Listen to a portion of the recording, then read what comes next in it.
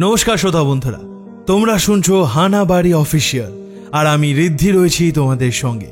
বিভিন্ন স্বাদের গল্প শুনতে অবশ্যই সাবস্ক্রাইব করুন তোমার আমার গল্প বাড়ি হানা বাড়ি। তো কেমন আছো বন্ধুরা? আশা করি ভালো আছো আর সবাইকে ভালো রেখেছো। আজ তোমাদের সামনে বহুদিন পর নিয়ে এলাম কালীনাথ আচার্য মশাইকে। আজকের গল্প সার্থক মুখার্জির কলমে কালীনাথ ও করাল কেতু। আজকে কালীনাথ আচার্যের চরিত্রে ইভান সরকার, গল্প পাঠে আদিত্য, জগার চরিত্রে সায়ন্তন। চলো আর দেরি না করে গল্পটা শুনে নেওয়া যাক। গল্পটি শেষ পর্যন্ত শোনার অনুরোধ রইল।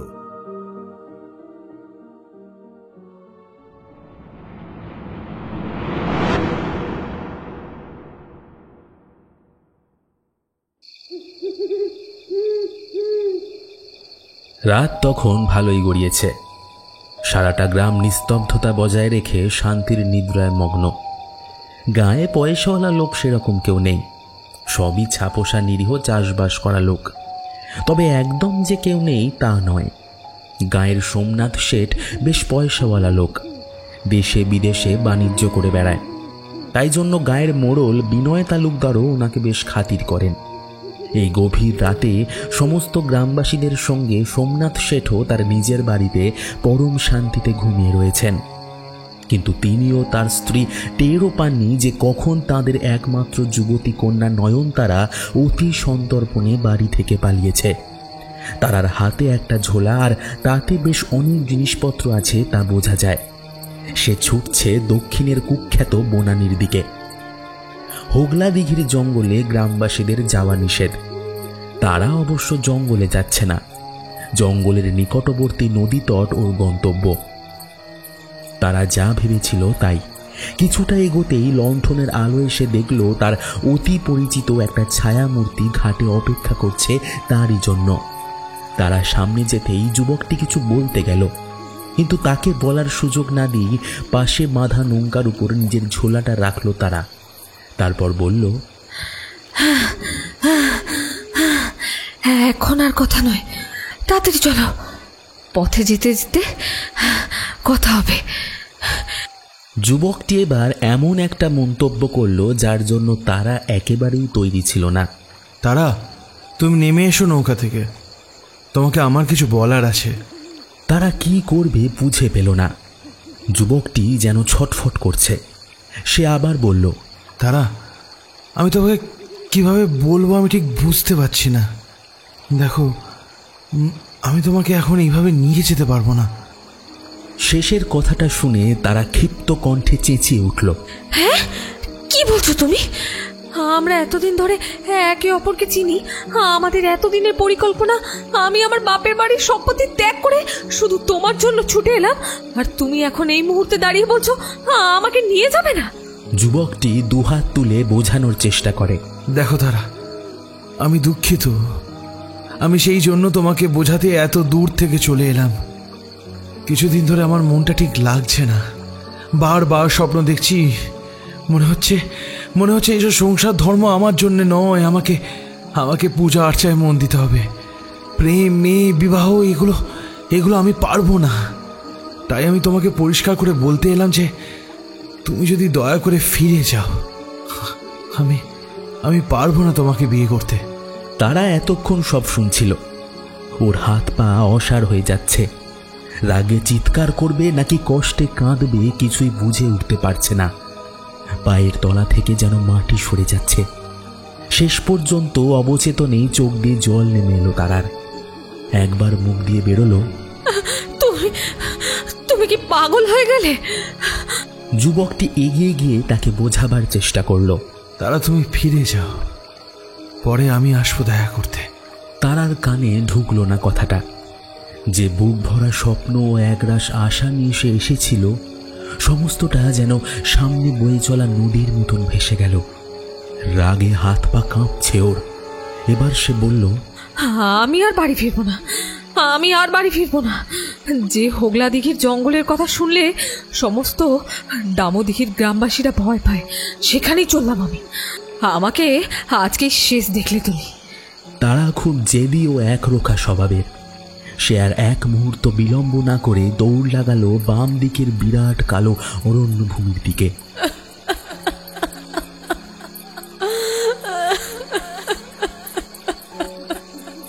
তার কান্না ধ্বনিত হতে হতে মিলিয়ে গেল কালো অন্ধকারে। যুবকটি কিছুক্ষণ দাঁড়িয়ে রইল। কি করবে কিছুই ভেবে পেল না সে। তারার মুখে এই জঙ্গল নিয়ে অনেক ভয়ের গল্প শুনেছিল সে। আজ এই অন্ধকার রাত্রে সেই জঙ্গলেই তারাকে একলা রেখে কিভাবে ফিরে যায় সে। মনে মনে কিছু একটা স্থির করে হাতের লণ্ঠনটার আলো বাড়িয়ে জঙ্গলের পথেই ছুটল সে। তারা, তারা, নয়নতারা, নয়নতারা, কোথায় গেলে? বেরিয়ে এসো নয়নতারা। এই জঙ্গল ভালো নয়, তুমি তো সবই জানো নয়নতারা। তারা আপন মনে বলে চলল যুবকটি। তার নিজের আওয়াজে প্রতিধ্বনিত হয়ে ফিরে আসতে লাগলো তার কাছে। সে লণ্ঠনের মৃদু আলোয় অন্ধকার গাছপালা ছাড়া আর কিছুই দেখতে পেল না। চারিদিকে নানান রকম কীট পতঙ্গ, রাতচরা পাখির ডাক শোনা গেল। আরও কিছুটা ভিতরে যেতেই নয়নতারার কান্না শুনতে পেল সে।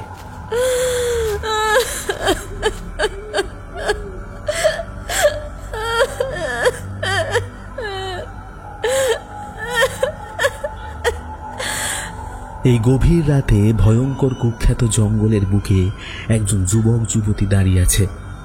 বসতি এখান থেকে বেশ অনেকখানি দূর। বিকেলের পর এই অঞ্চলে কেউ আসে না। লণ্ঠনের আলোটা বাগিয়ে আরও কিছুটা যেতে হঠাৎ ঘটল একটা কাণ্ড। জোর কদমে হাঁটতে গিয়ে ওর পা ঢুকে গেল নিচে। কি হলো এটা? হ্যাঁ, কি হলো? মুহূর্তের মধ্যেই ব্যাপারটা বুঝতে পারল সে, আর পরক্ষণেই ভয়ে চমকে উঠল। সে এই অরণ্যভূমির মধ্যস্থলের কোনো জলার উপরে এসে পড়েছে। কনকনে ঠান্ডা জলে ডুবে গেছে তার হাঁটু। দুর্গন্ধে গা পাকিয়ে উঠছে। হাত দিয়ে অনুভব করলো জলাশয়ে ডুবে যাচ্ছে সে। চারিদিকে থই থই করছে জল আর আগাছা। বাঁচাও, বাঁচাও, বাঁচাও, বাঁচাও, বাঁচাও করে চেঁচিয়ে উঠল যুবক। তার আর কান্নার আওয়াজটাও আর শোনা যাচ্ছে না। তারা, তারা কোথায় গেল? তারাকে খুঁজতে এসে আরো বিপদে পড়ে গেলাম যে। হ্যাঁ, তারা। কিছুক্ষণ কি করবে বুঝে না পেয়ে যখন ভয়ে জ্ঞান হারাতে বসেছে, ঠিক সেই সময় কেউ যেন তার হাত ধরে টানতে লাগলো উপর দিকে। এই হাতের স্পর্শ তার চেনা। এটা তারা। তারা, তারা, তুমি এসেছো? আমাকে বাঁচাও, আমি যে ডুবে যাচ্ছি। তারা কোনো কথা না বলে গায়ের সমস্ত শক্তি এক করে টানতে লাগলো যুবকটিকে। তারা না থাকলে এখানেই দম আটকে মারা যেতে বসেছিল সে। আরও কিছুক্ষণ ধস্তাধস্তির পর পাড় ধরে উঠে দাঁড়ালো যুবকটি। তার পরনের ধুতি নোংরা জলে ভিজে একাকার। সে বেখেয়ালে বলতে লাগলো, এসব কি? জঙ্গলের মাঝখানে এরকম জলাশয়? এই তো ভারী অদ্ভুত ব্যাপার। নিচু হয়ে নিজেকে যতটা সম্ভব পরিষ্কার করার চেষ্টা করছিল সে। এমন সময় ঘটল এক অপ্রত্যাশিত ঘটনা। হঠাৎ চারিদিকের ভূমি যেন কেঁপে উঠল। টাল সামলাতে না পেরে মাটিতে বসে পড়ল যুবকটি। আরে, এ কি ভূমিকম্প? হ্যাঁ, এ কি ভূমিকম্প? তারা এতক্ষণ তার সামনেই দাঁড়িয়েছিল। অন্তত দেখতে না পেলেও অনুভব করছিল সে। বাঁচাও, বাঁচাও! কিন্তু এই ভূমিকম্পের দোলানির সঙ্গে তারার এক ভয়ঙ্কর চিৎকার যেন নিমেষের মধ্যে শুরু হয়ে কোথায় মিলিয়ে গেল। যুবকটি অনুভব করল তারাকে যেন কেউ মুহূর্তের মধ্যে তার সামনে থেকে টেনে নিয়ে চলে গেল দূরে। আর্তনাদ শুনে সচকিত হয়ে হাজার চেষ্টা করেও সামনে কালো অন্ধকার ছাড়া কিছুই দেখতে পেল না সে। চারিদিক হাতড়েও লণ্ঠনটা খুঁজে পেল না। শূন্যে চেঁচিয়ে গেল শুধু, তারা, তারা কোথায় গেলে? তারা কোথায় গেলে?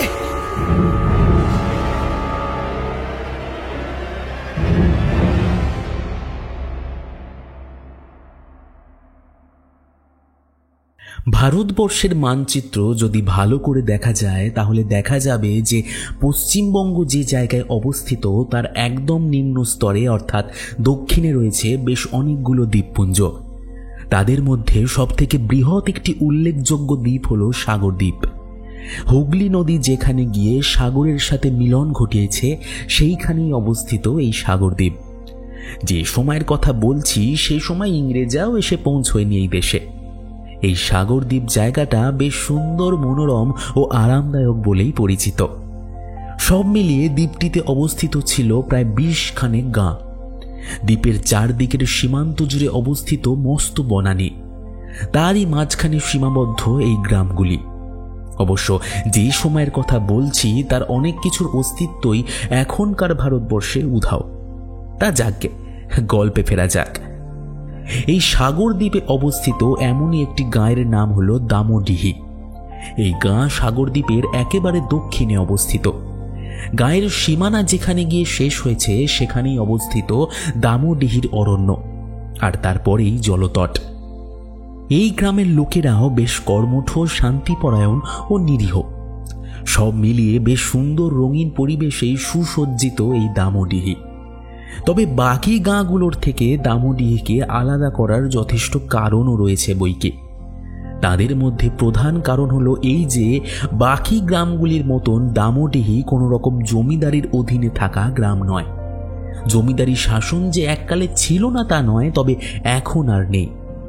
অবশ্য তার পিছনেও একখানা স্মরণীয় ইতিহাস রয়েছে, যে প্রসঙ্গে পরে আসছি আমরা। দামোডিহি বর্তমানে খুবই স্বাধীন একটা গ্রাম, তবে একেবারেই যে বাঁধনবিহীন তাও বলা যায় না। কারণ গাঁয়ের মোড়ল বিনয় তালুকদার যথেষ্ট প্রভাবপূর্ণ ও ক্ষমতাশালী ব্যক্তি। গাঁয়ের কারোর বুকের পাটা নেই যে তার বিরুদ্ধে কথা বলে। তারই তৈরি করা কিছু নিয়ম মেনে চলে এই গ্রামবাসীরা। সেই নিয়মের বিরুদ্ধে কেউ কোনো কাজ করলে গাঁয়ে সভা বসে এবং উচিত শাস্তিও পেতে হয় সেই গ্রামবাসীকে। বলা বাহুল্য, বিনয় তালুকদার ও তার সঙ্গে থাকা গ্রামের বড় বড় মাথারা নিজেদের জায়গায় এতটাই দৃঢ় যে আশেপাশের গাঁয়ের জমিদাররাও অনেক চেষ্টা করেও এই গ্রামের ওপর কোনো অধিকার বসাতে পারেনি। তা একদিন হলো কি, মোড়ল বিনয় তালুকদারের পুত্র মানিক চাঁদ তার স্ত্রী ও সন্তান নিয়ে শ্বশুর বাড়ি গিয়েছিল জামাই ষষ্ঠী খেতে। সাগরদ্বীপের উত্তরে অবস্থিত আরেকটি ছোট্ট দ্বীপ, যার নাম হলো গিয়ে ঘোড়ামারা। সেখানেরই কোনো এক গাঁয়ে তার শ্বশুর বাড়ি। হপ্তাখানেক কাটিয়ে সে যখন নৌকা করে নদীর বুক চিরে নিজের গাঁয়ে ফিরছে, তখন সূর্যি পশ্চিমে ঢলেছে। চারিদিক নিস্তব্ধ, শুধু নদীর জল কাটানোর খলখল শব্দ হয়ে চলেছে ক্রমাগত। নৌকার উপর দুটো লণ্ঠন জ্বলছে। মানিক চাঁদ ও তার স্ত্রী তন্দ্রাচ্ছন্ন হয়ে পড়েছেন। অবশ্য সেটাই স্বাভাবিক, সেই কোন ভোরে রওনা হয়েছিল এখনো পৌঁছয়নি তারা। মানিক একটু বদমেজাজি। একটা রাত চড়া পাখির আওয়াজে তার ঘুম ভেঙে যায়। আশেপাশে একবার ভালো করে দেখে নিয়ে সে মাঝির উপর চেঁচিয়ে ওঠে, কি রে হরেন, এ কোন পথ নিলি? হরেন ঘাবড়ে গিয়ে বলে, কেন বাবু? দেউরি নদীর পথ, যেখান দিয়ে এসেছিলাম। ক্ষিপ্ত হয়ে উঠল মানিক, ধমক দিয়ে বলল, ওরে পোড়া মুখ, ওখান দিয়ে গেলে ভোরের আগে পৌঁছতে পারবো না। তুই হোগলা দিঘির পথটা ধর, ওখানের পাড় ঘেঁষে নৌকো বাঁধ। পাহাড়ের জঙ্গলের পথে গেলে তাড়াতাড়ি পৌঁছতে পারবো। মাঝে আঁতকে উঠল। কি বলছেন কি বাবু? ওই পথ তো ভালো নয়। তারপর ইদানিং কি ঘটছে শুনলে আপনি ওদিকে যেতে ভয় করবেন। দূর রাখতো তোর গল্প, সেই ছোটবেলা থেকে শুনে আসছি হোগলা দিঘির বোনের গল্প। ওসব ছেলে ভোলানো গল্প ছাড়া আর কিচ্ছু না। না বাবু, আপনি তো বেশ অনেকদিন গায়ে ছিলেন না, কি হয়েছে জানেন না। আপনার বাবা, অর্থাৎ আমাদের মোড়ল মশাইয়ের বন্ধু সোমনাথ শেঠ, ওনার মেয়ে নয়নতারা আজ থেকে 3 দিন আগে নিখোঁজ হয়েছে। সে নাকি রাত বিরেতে এই জঙ্গলে এসেছিল। পরদিন সকালে মোড়ল মশাই, লেটেল আর অনেক গ্রামবাসী মিলে যখন খুঁজতে খুঁজতে এই নদীর পাড়ে এলো, নয়নতারার হাতে গয়না পেয়েছিল মাটিতে। তারপর পায়ে ছাপ পেয়েছিল বনের দিকে যেতে। সে আর ফেরেনি বাবু। জঙ্গলের ভিতরে দিনের বেলা খোঁজাখুঁজি হয়েছে, কিন্তু কাউকে দেখা যায়নি। মানিক চাঁদ কিছুক্ষণ ভাবল, তারপর চিন্তিত মুখে বলল, একটা জলজ্যান্ত মেয়ে উধাও, কিন্তু জঙ্গলের দিকে অত রাতে গেল কেন? আরো একটা অদ্ভুত ঘটনা ঘটেছে বাবু। দিনের বেলায় জঙ্গলের মাঝখানে একটা জলা আবিষ্কার করেছে লেটেলরা। তার জল নাকি কিরকম সাদাটে লাল।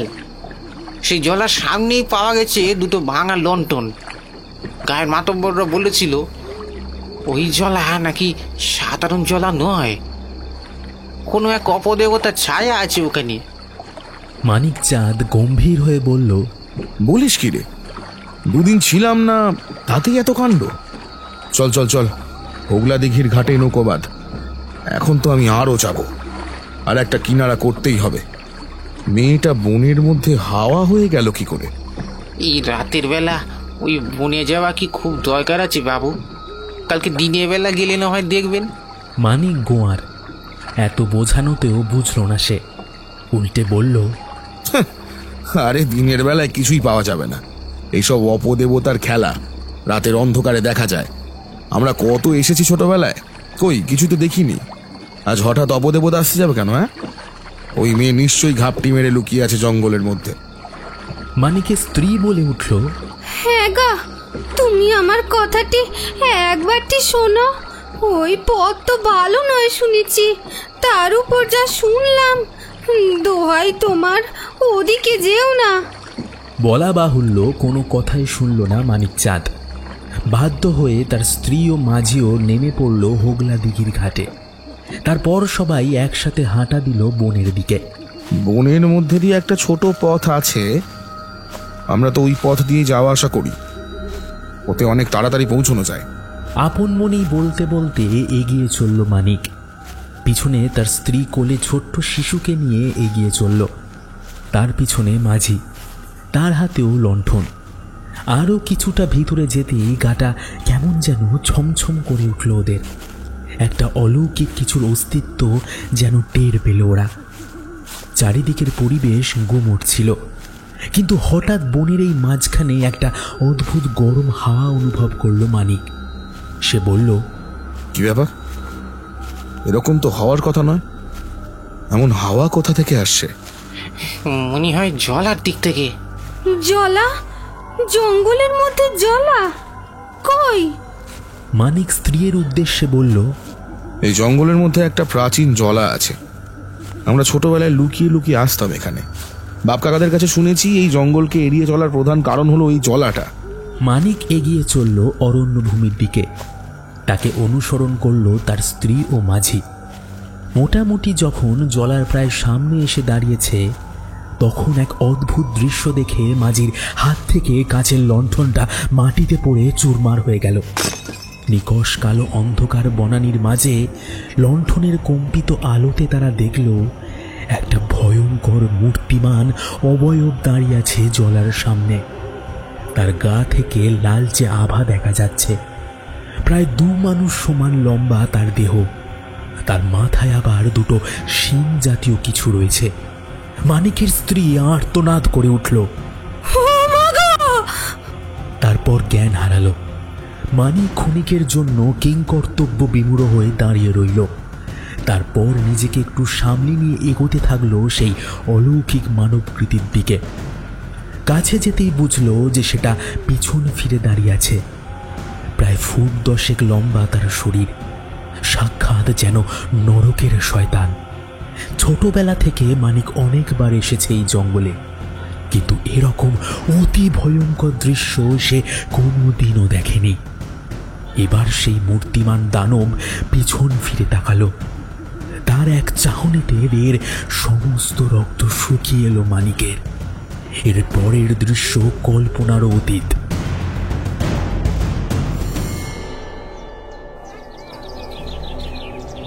পরদিন সকালে গ্রামে সভা বসল। গতকাল রাতে মোড়লের ছেলে মানিক চাঁদের ফেরার কথা ছিল স্ত্রী সন্তান সহ, কিন্তু সে ফেরেনি। ভোরে সূর্যোদয়ের পরেও যখন মোড়ল মশাই দেখলেন যে ছেলে বাড়ি ফেরেনি, তখন তার বুঝতে বাকি রইল না যে যে ভয়টা সে পাচ্ছিল সেটাই ঘটেছে। সে তখনই লেঠেলদের পাঠিয়েছিল জঙ্গলের ভিতর। সেখানে তারা মানিকের ঝোলা, ভাঙা লণ্ঠন এবং আরও প্রমাণ পেয়েছে যে মানিক গতকাল জঙ্গলের ভিতর দিয়ে ফিরছিল। আরও আশ্চর্য একটা জিনিস লক্ষ্য করেছিল লেঠেলরা। সারাটা জঙ্গল কুয়াশায় ভরা ছিল। শীতের সময় না হওয়া সত্ত্বেও জঙ্গলে এত কুয়াশা তারা আগে কখনো দেখেনি। সারা গ্রামে কোথাও কুয়াশা নেই, অথচ জঙ্গলের মাঝের দিকে এরকম কুয়াশা ভর্তি। আর যেখানে মানিকের জিনিসপত্র পাওয়া গিয়েছিল তার পাশে একটা জলাশয় ছিল, যেটা খুবই অদ্ভুতভাবে সাদা ধোঁয়াটে কুয়াশায় ঢাকা, যেন সমস্ত কুয়াশা গিয়ে জমাট বেঁধেছে ওই জলারই ওপর। মোড়ল মশাই অত্যন্ত শোকে ভেঙে পড়েছেন, তার মুখ দিয়ে কোনো শব্দ বেরোতে চাইছে না। আমরা কি পাপ করেছিলাম যে ভগবান আমাদের এই রকম শাস্তি দিলেন? কথাটা বলল সোমনাথ শেঠ। সেও কন্যাহারা হয়েছে দুদিনও হয়নি। বেলার দিকে সমস্ত গ্রামবাসীরা এসে জড়ো হয়েছে 3 রাস্তার মোড়ে, মোড়লের বাড়ির সামনের উঠোনে। গ্রামবাসীদের ভিড়ের মধ্যে একজন আওয়াজ দিল, কিন্তু জঙ্গলে যাওয়ার রহস্যটা কি মোড়ল মশাই? বাপ ঠাকুরদার কাছে শুনেছি যে জঙ্গলে যাওয়া নাকি বারণ, অথচ তাদের মুখেই শুনেছি যে তাদের আগের পুরুষেরা দিব্যি জঙ্গলের পথে যাওয়া আসা করত। এ ব্যাপারখানা কি? আরেকজন আওয়াজ দিল, ঠিক বলেছেন, এতদিন তো ভাবতুম কোনো গুজব, এখন মনে হচ্ছে ওই জঙ্গলের রহস্যটার মধ্যেই লুকিয়ে আছে এই নিখোঁজ হওয়ার কারণ। আরে দে রে বাবা, এই রাখো তো তোমাদের এই রহস্য গপ্প গুজব। যাতে সব ওই সব রহস্য গুজবের আশ্রয় নিয়েই কোনো ডাকাত দল ওখানে অসৎ কাজ করছে। আর দেখো গিয়ে। চুপ করো তোমরা। ডাকাত হলে আসল টাকা পয়সা জিনিসপত্র ফেলে দিত না। এ কোনো সাধারণ মানুষের কাজ না। আর তোমরা বলছিলে না গল্পের কথা, তা সে এক ভয়ানক কাহিনী। তবে তার প্রভাব হঠাৎ এখন এইভাবে শুরু হওয়ার কোনো কারণ ও মানে আমি কিছুই খুঁজে পাচ্ছি না। তিনি আবার বলে উঠলেন, এক্ষুনি চলো সবাই স্বর্ণকালীর মন্দিরে। কাশীনাথ ঠাকুরের মুখেই শুনবে গাঁয়ের সেই জঙ্গলের ঘটনা। কাশীনাথ ঠাকুরের বয়স প্রায় 75 পেরিয়েছে। এই বয়সেও সে নিয়মিত দুবেলা করে পুজো করেন মন্দিরে। তাছাড়াও গাঁয়ের সমস্ত পুজো আর্চার দায়িত্ব ওনারই হাতে। গ্রামবাসীরাও তাকে ভীষণ মান্যগণ্য করে। সকলে দল বেঁধে চলল মন্দিরের উদ্দেশ্যে। কাশীনাথ ঠাকুরকে সমস্ত ঘটনা জানাতে তিনি বেশ চিন্তিত হয়ে পড়লেন। সকলে যখন তার কাছে সেই ভয়াবহ ঘটনার কথা শুনতে চাইল, তখন তিনি বলতে আরম্ভ করলেন, আজ থেকে 90 বছর আগের কথা। এ গাঁয়ে তখনও গ্রামবাসীরা বেশ সুখে শান্তিতেই দিন কাটাতো। তখন অবশ্য জঙ্গলের সংখ্যাও বেশি ছিল। আমাদের গাঁয়ের এই হোগলা দিঘির জঙ্গলে এসে আশ্রয় নিয়েছিল এক বিরাট ভয়াল দর্শন তান্ত্রিক, নাম করাল কেতু। তখন এই জঙ্গল এত ঘন ছিল না। বনের মাঝখান দিয়ে গরুর গাড়ি চলার মতন সরু পথ ছিল। লোকেরা নদীর পাড়ে নৌকো বেঁধে গরুর গাড়ি চড়ে সেই পথেই গ্রামে ফিরত।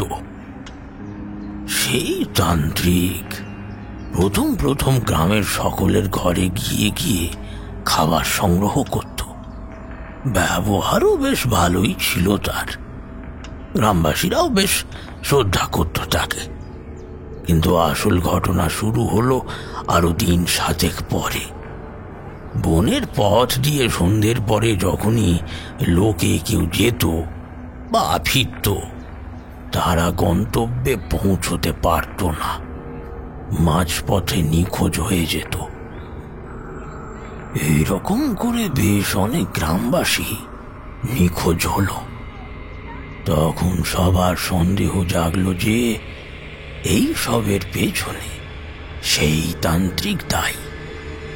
গাঁয়ের বড় বড় মাথারা মিলে দল বেঁধে গেল সেই তান্ত্রিকের কাছে।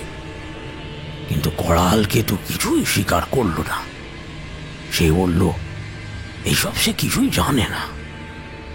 এরপর যদি তাকে এরকম মিথ্যে অপবাদ দেওয়া হয়, তাহলে গাঁয়ের ভয়ঙ্কর অমঙ্গল হবে। গ্রামবাসীরা তখন মুখ বুজে ফিরে এসেছিল। তারপর মোড়ল কিছু লেঠেলদের গোপনে পাঠিয়েছিল তার ডেরায়। তারা সন্ধ্যের পরে নজর রেখেছিল সেই কাপালিকে ডেরায়। ফিরে এসে জানিয়েছিল করালকেতুর ফন্দি ফিকির ভালো নয়, তাকে গোপনে ভয়ঙ্কর কিছু একটা অপদেবতার সাধনা করতে দেখেছিল তারা। এমনকি কুঁড়ের বাইরে যখন সে সাধনায় মগ্ন ছিল তখন সেই লেঠেলটা তার কুঁড়ে ঘরেও ঢুকেছিল। তারা সমস্ত হারিয়ে যাওয়া মানুষদের সাজিয়ে রাখা কাটা মাথা দেখেছে কুঁড়ের ভেতরে। গ্রামের মাতব্বরেরা সমস্ত কিছু শুনে প্রচন্ড ভয় পেয়ে গেল। তারা বুঝে উঠতে পারল না যে কি করবে। করালকেতু অলৌকিক ক্ষমতার অধিকারী, তার সঙ্গে লড়াই করার ক্ষমতা সাধারণ গ্রামবাসী কিংবা লেঠেলদের ছিল না। গ্রামের মোড়ল ও তার লোকেরা যখন গোপনে তার বিরুদ্ধে পরিকল্পনা চালাচ্ছে, এমন সময় ঘটল আর এক কাণ্ড। লেঠেলরা যেদিন খবর দিল সেই দিন রাতে 4 জন লেঠেলকে খুঁজে পাওয়া গেল না। পরদিন সকালে 4 জনের বাড়ির বিছানার উপরেই তাদের কাটা মাথা পাওয়া গেল। আরো একটা ঘটনা ঘটল সেই রাতে। গাঁয়ের সমস্ত গ্রামবাসীরাই স্বপ্নে করালকেতুকে দেখল। সবাই দেখল সেই কাপালিকে সে বলছে, আমার সঙ্গে কুটিলতা লেঠেল পাঠিয়েছিলিস আমার ডেরায়, হ্যাঁ? কাল সকালে দেখবি তোদের কি হাল হয়। আমি তোদের ভগবান, আমাকে পুজো করবি। ভুলেও যদি আমার সঙ্গে কিছু চালাকি করার চেষ্টা করিস তাহলে তোদের লেঠেলদের মতো অবস্থা হবে, এই বলে দিলাম। গ্রামবাসীরা ভয়ে কুঁকড়ে গেল, কেউ এগোতে সাহস পেল না। রাত তো দুরস্ত, দিনের বেলাতেও জঙ্গলের পথে যাওয়া আসা বন্ধ করে দিল গ্রামবাসীরা। অথচ এদিকে করালকেতু যেই ভয়ঙ্কর কুহকিনীর সাধনা করছিল তাকে তুষ্ট করার জন্যে 3-4 দিন অন্তর অন্তর টাটকা মৃতদেহ লাগবেই লাগবে। তাই সে রাত বিরেতে গ্রামবাসীদের ভিটেতে গিয়ে হাঁক দিতে আরম্ভ করল। বলতে লাগলো, রে দেবনাথ, বাড়ি আছিস নাকি বাপ? একটু আমার সঙ্গে চল তো, দরকার আছে। তার এক ডাকে না এসে উপায় নেই। পরিণতি কারোর অজানা নয়। অগত্যা দেবনাথ গেল, আর ফিরল না। তার স্ত্রী পরদিন কাঁদতে কাঁদতে গিয়েছিল জঙ্গলে। দেবনাথের কাটা মাথাটা দেখিয়ে করালকেতু বলেছিল, এই তো দেবনাথ, মাথাটা দিতে পারবো না, শরীরটা নিয়ে যেতে পারিস। গ্রামবাসীরা প্রত্যেক মুহূর্তে আতঙ্কের মধ্যে কাটাতে লাগলো। শুধু ভাবতে লাগলো এবার কার পালা। 3 দিন পর রাতে আবার হরিশচন্দ্রের বাড়ির বাইরে হাঁক পড়ল। হরিশের বউ সেটা শুনেই মরা কান্না জুড়ল। হরিশও ভালোই জানে যে সে আর ফিরবে না। এইরকম করে বেশ কিছুদিন কেটে গেল। গ্রামে কাকপক্ষীরাও যেন ডাকা বন্ধ করে দিয়েছে। এরকমই একদিন সন্ধ্যের পরে করালকেতু সাধনার প্রস্তুতি নিচ্ছিল। এমন সময় সে টের পেল বনের সেই সরু পথ বেয়ে এক গরুর গাড়ি হেলতে দুলতে আসছে। করালকেতু যেন হাতে চাঁদ পেল। কতদিন পর এই পথে কেউ আসছে, তবে কে আসছে সে কি জানে না এই গায়ে করালকেতু কাপালিক আশ্রয় নিয়েছে। করালকেতু একটা মোটা বটবৃক্ষের আড়ালে দাঁড়িয়ে রইল। কিছুক্ষণ পরে যখন গাড়িটা তার পাশ কাটিয়ে যাচ্ছিল তখনই সে পথ আটকাল। গাড়ির চালককে দেখে বেশ অবাক হলো সে। ভেবেছিল কোনো নিরীহ বেচারা লোক হবে। কিন্তু গারোয়ানের জায়গায় যে লোকটা বসেছিল তার চেহারা মোটেই সেরকম নয়। পরনে গেরুয়া বস্ত্র, সুপুরুষ চেহারা, টকটকে ফর্সা বর্ণ।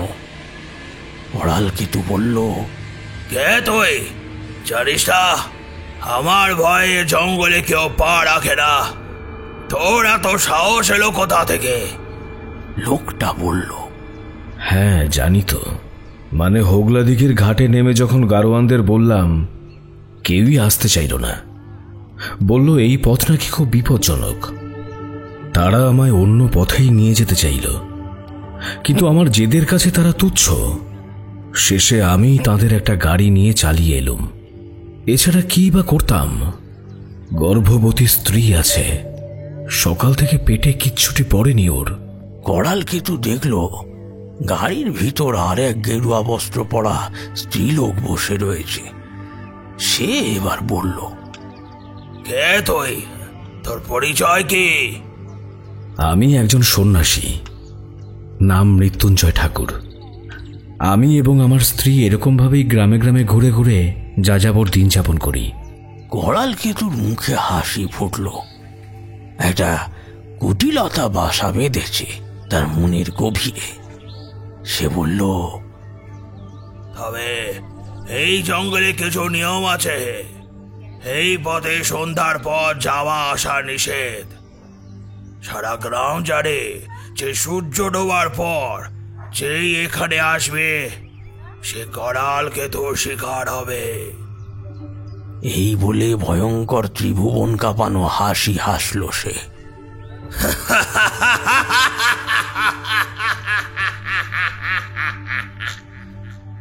কিন্তু তারপরের ঘটনা অপ্রত্যাশিত। সন্ন্যাসী একদৃষ্টে চেয়ে রইল করালকেতুর চোখের দিকে। কি আশ্চর্য তীক্ষ্ণ অথচ শান্ত দৃষ্টি তার। করালকেতু যেন সম্মোহিত হয়ে গেল। তার অবচেতন মন চাইলেও কথা বলতে পারছে না। হাত পা নড়ানোর ক্ষমতাও যেন সে হারিয়েছে। কতক্ষণ সেইভাবে দাঁড়িয়েছিল জানে না। জ্ঞান ফিরতে দেখল সামনের পথ ফাঁকা। জমাট বাঁধা অন্ধকার ছাড়া কিছুই নেই সেখানে। এইভাবে কেউ তার চোখে ধুলো দিতে কখনোই পারেনি। তাই রাগে গর্জে উঠল কাপালিক। তার চোখ রক্তবর্ণ হয়ে উঠল। কুঁড়ের সঙ্গে বাঁধা একটা ছাগল ছানা ছিল। দুদিন আগেই সেই গ্রামবাসীদের থেকে নিয়ে এসেছিল সেটাকে। অতিরিক্ত রাগ সামলাতে না পেরে খাঁড়াটা দিয়ে ছাগলটাকেই কাটতে লাগলো সে। ফিনকি দিয়ে রক্ত ছিটে এলো সারা গায়ে। আপন মনে বলতে লাগলো, এ কোনো সাধারণ সন্ন্যাসী নয়, হতেই পারে না।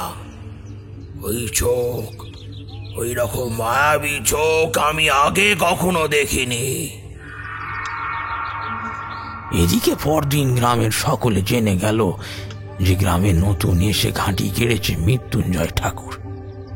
এই নামটা কারোরই অজানা নয়। গ্রামে গ্রামে সবাই ওনাকে এক নামে চেনে।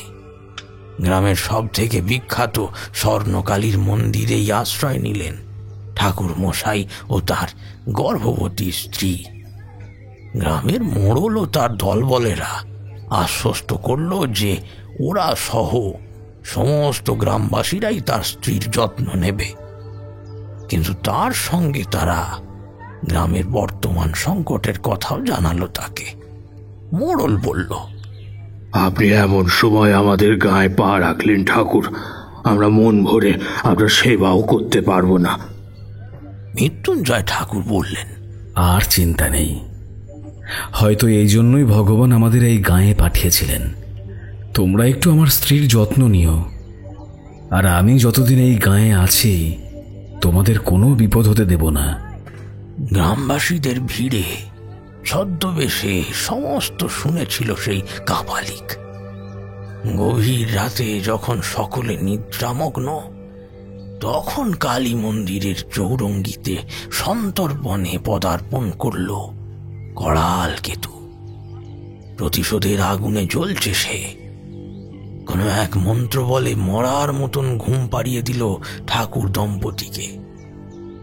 খুব সাবধানে মৃত্যুঞ্জয়ের গর্ভবতী স্ত্রীকে তুলে নিল সে। তার দশাশই চেহারার কাছে কিছুই নয় একজন নারীকে ওঠানো। মৃত্যুঞ্জয় টেরও পেল না যে তার স্ত্রীকে নিয়ে চলে গেল সেই শয়তান। সকাল থেকে সর্বত্র খুঁজেও নিজের স্ত্রীকে না পেয়ে মৃত্যুঞ্জয় ভয়ঙ্কর রাগে গর্জে উঠলেন। সমস্ত গ্রামবাসীরা তার কাছে উপস্থিত হয়েছে। একজন বলল, আমরা প্রাণের ভয় করি না ঠাকুর, আপনি শুধু একবার আদেশ করুন, এখনই জঙ্গলে গিয়ে শয়তানকে ধইরা এনে আপনার সামনে জ্বালায় মেরে ফেলুম। মৃত্যুঞ্জয় ঠাকুর হাত তুলে থামালেন সকলকে। বললেন, দাঁড়াও তোমরা, দেখো রাগের মাথায় কিছু করলে অমঙ্গল হবে। মনে রেখো, আমার স্ত্রী ও আসন্ন সন্তান এখন ওর কাছে। ও চাইলেই ক্ষতি করতে পারে তাদের, কিন্তু আমার বিশ্বাস ও তা করবে না। ও শুধু আমাকে ওর কাছে ডেকে আনবার জন্য এই কাজ করছে। আমি যাব, আজ রাতেই যাব। আজ শুক্লাপক্ষের অমাবস্যা। আজকের রাতে সমস্ত অশুভ শক্তি সব থেকে শক্তিশালী হয়ে ওঠে। আমিও দেখব ওর কত শক্তি। আজ কেউ আসবে না আমার সঙ্গে, আমি একা যাব। হাজার বারণ করা সত্ত্বেও কেউ নড়াতে পারল না তাকে। সে একাই গেল জঙ্গলের দিকে। কাশীনাথ ঠাকুর থামলেন। পাশে রাখা কলসি থেকে একটু জল নিয়ে গলা ভেজালেন। গোবিন্দ চাটুর্যে কৌতূহল সামলাতে না পেরে বললেন, হ্যাঁ, তারপর কি হলো ঠাকুর মশাই? কাশীনাথ ঠাকুর একটু ভাবুক হয়ে বললেন, এই ঘটনার প্রায় 15 বছর পরে আমার জন্ম হয়। বাপ কাকার কাছে যা শুনেছি তা এটুকুই। এরপর নাকি সেই রাতে মৃত্যুঞ্জয় পরাজিত করেছিল সেই করাল কেতুকে। জঙ্গলের ভেতরে যে কি হয়েছে সেটা সবারই অজানা ছিল। সবাই শুধু বুঝেছিল ভয়ঙ্কর দুটো শক্তির লড়াই চলেছে সেখানে। রাতের অন্ধকারেও জঙ্গলের ভেতর দিয়ে বিদ্যুতের ঝিলিক দেখেছিল গ্রামবাসীরা। অবশেষে জলজান্ত মৃত্যুঞ্জয় ও ওনার স্ত্রীকে সুস্থ অবস্থায় দেখতে পেয়েছিল গ্রামবাসীরা। করাল কেতুকে অবশ্য আর দেখা যায়নি। মৃত্যুঞ্জয় বলেছিলেন, করাল কেতু আর এই জগতে নেই, সে পরাজিত হয়েছে। কিন্তু তাকে কিভাবে হারিয়েছিলেন তিনি, সেই কথা আমাদের অজ্ঞাত। তিনি শুধু তৎকালীন গ্রামবাসীদের বলেছিলেন যে সেই জঙ্গলে উপস্থিত করাল কেতুর ঝুপড়ির সামনে যে জলাশয়টা আছে সেইটা ভালোভাবে বুঝিয়ে দেওয়ার ব্যবস্থা করতে। করাল কেতু যাদের বলি দিয়েছিল তাদের সকলের দেহ ডুবিয়ে দিয়েছিল সেই জলার নিচে। তাই সেই জলা বড়ই অশুভ। করাল কেতুর সেই কুঁড়েটাও পরে গ্রামবাসীরা পুড়িয়ে ফেলে। কুঁড়ের সামনের জলাশয়টাও কালের নিয়মে আগাছা জন্মে ঢাকা পড়ে গেছে। এরপর এতগুলো বছর কেটে গেল। আমার জন্মের পর থেকে তো আমি আর কোনো বিপদের চিহ্ন দেখিনি এই গাঁয়ে। মৃত্যুঞ্জয় ঠাকুরের দর্শন কি পেয়েছিলেন? না, আমার জীবনকালে মৃত্যুঞ্জয় কিংবা তার কোনো উত্তর পুরুষ মনে হয় না এই গাঁয়ে এসেছে। কিছুক্ষণ থেমে কাশী ঠাকুর বললেন, কিন্তু তোমাদের বর্ণনায় যা শুনলাম আমার তো ভালো ঠেকছে না। আমি এত বছরে এরকম কোনো ঘটনার মুখোমুখি হইনি, কিন্তু আজ কি শোনালে তোমরা? গভীর চিন্তায় ঢলে পড়ল কাশী ঠাকুর।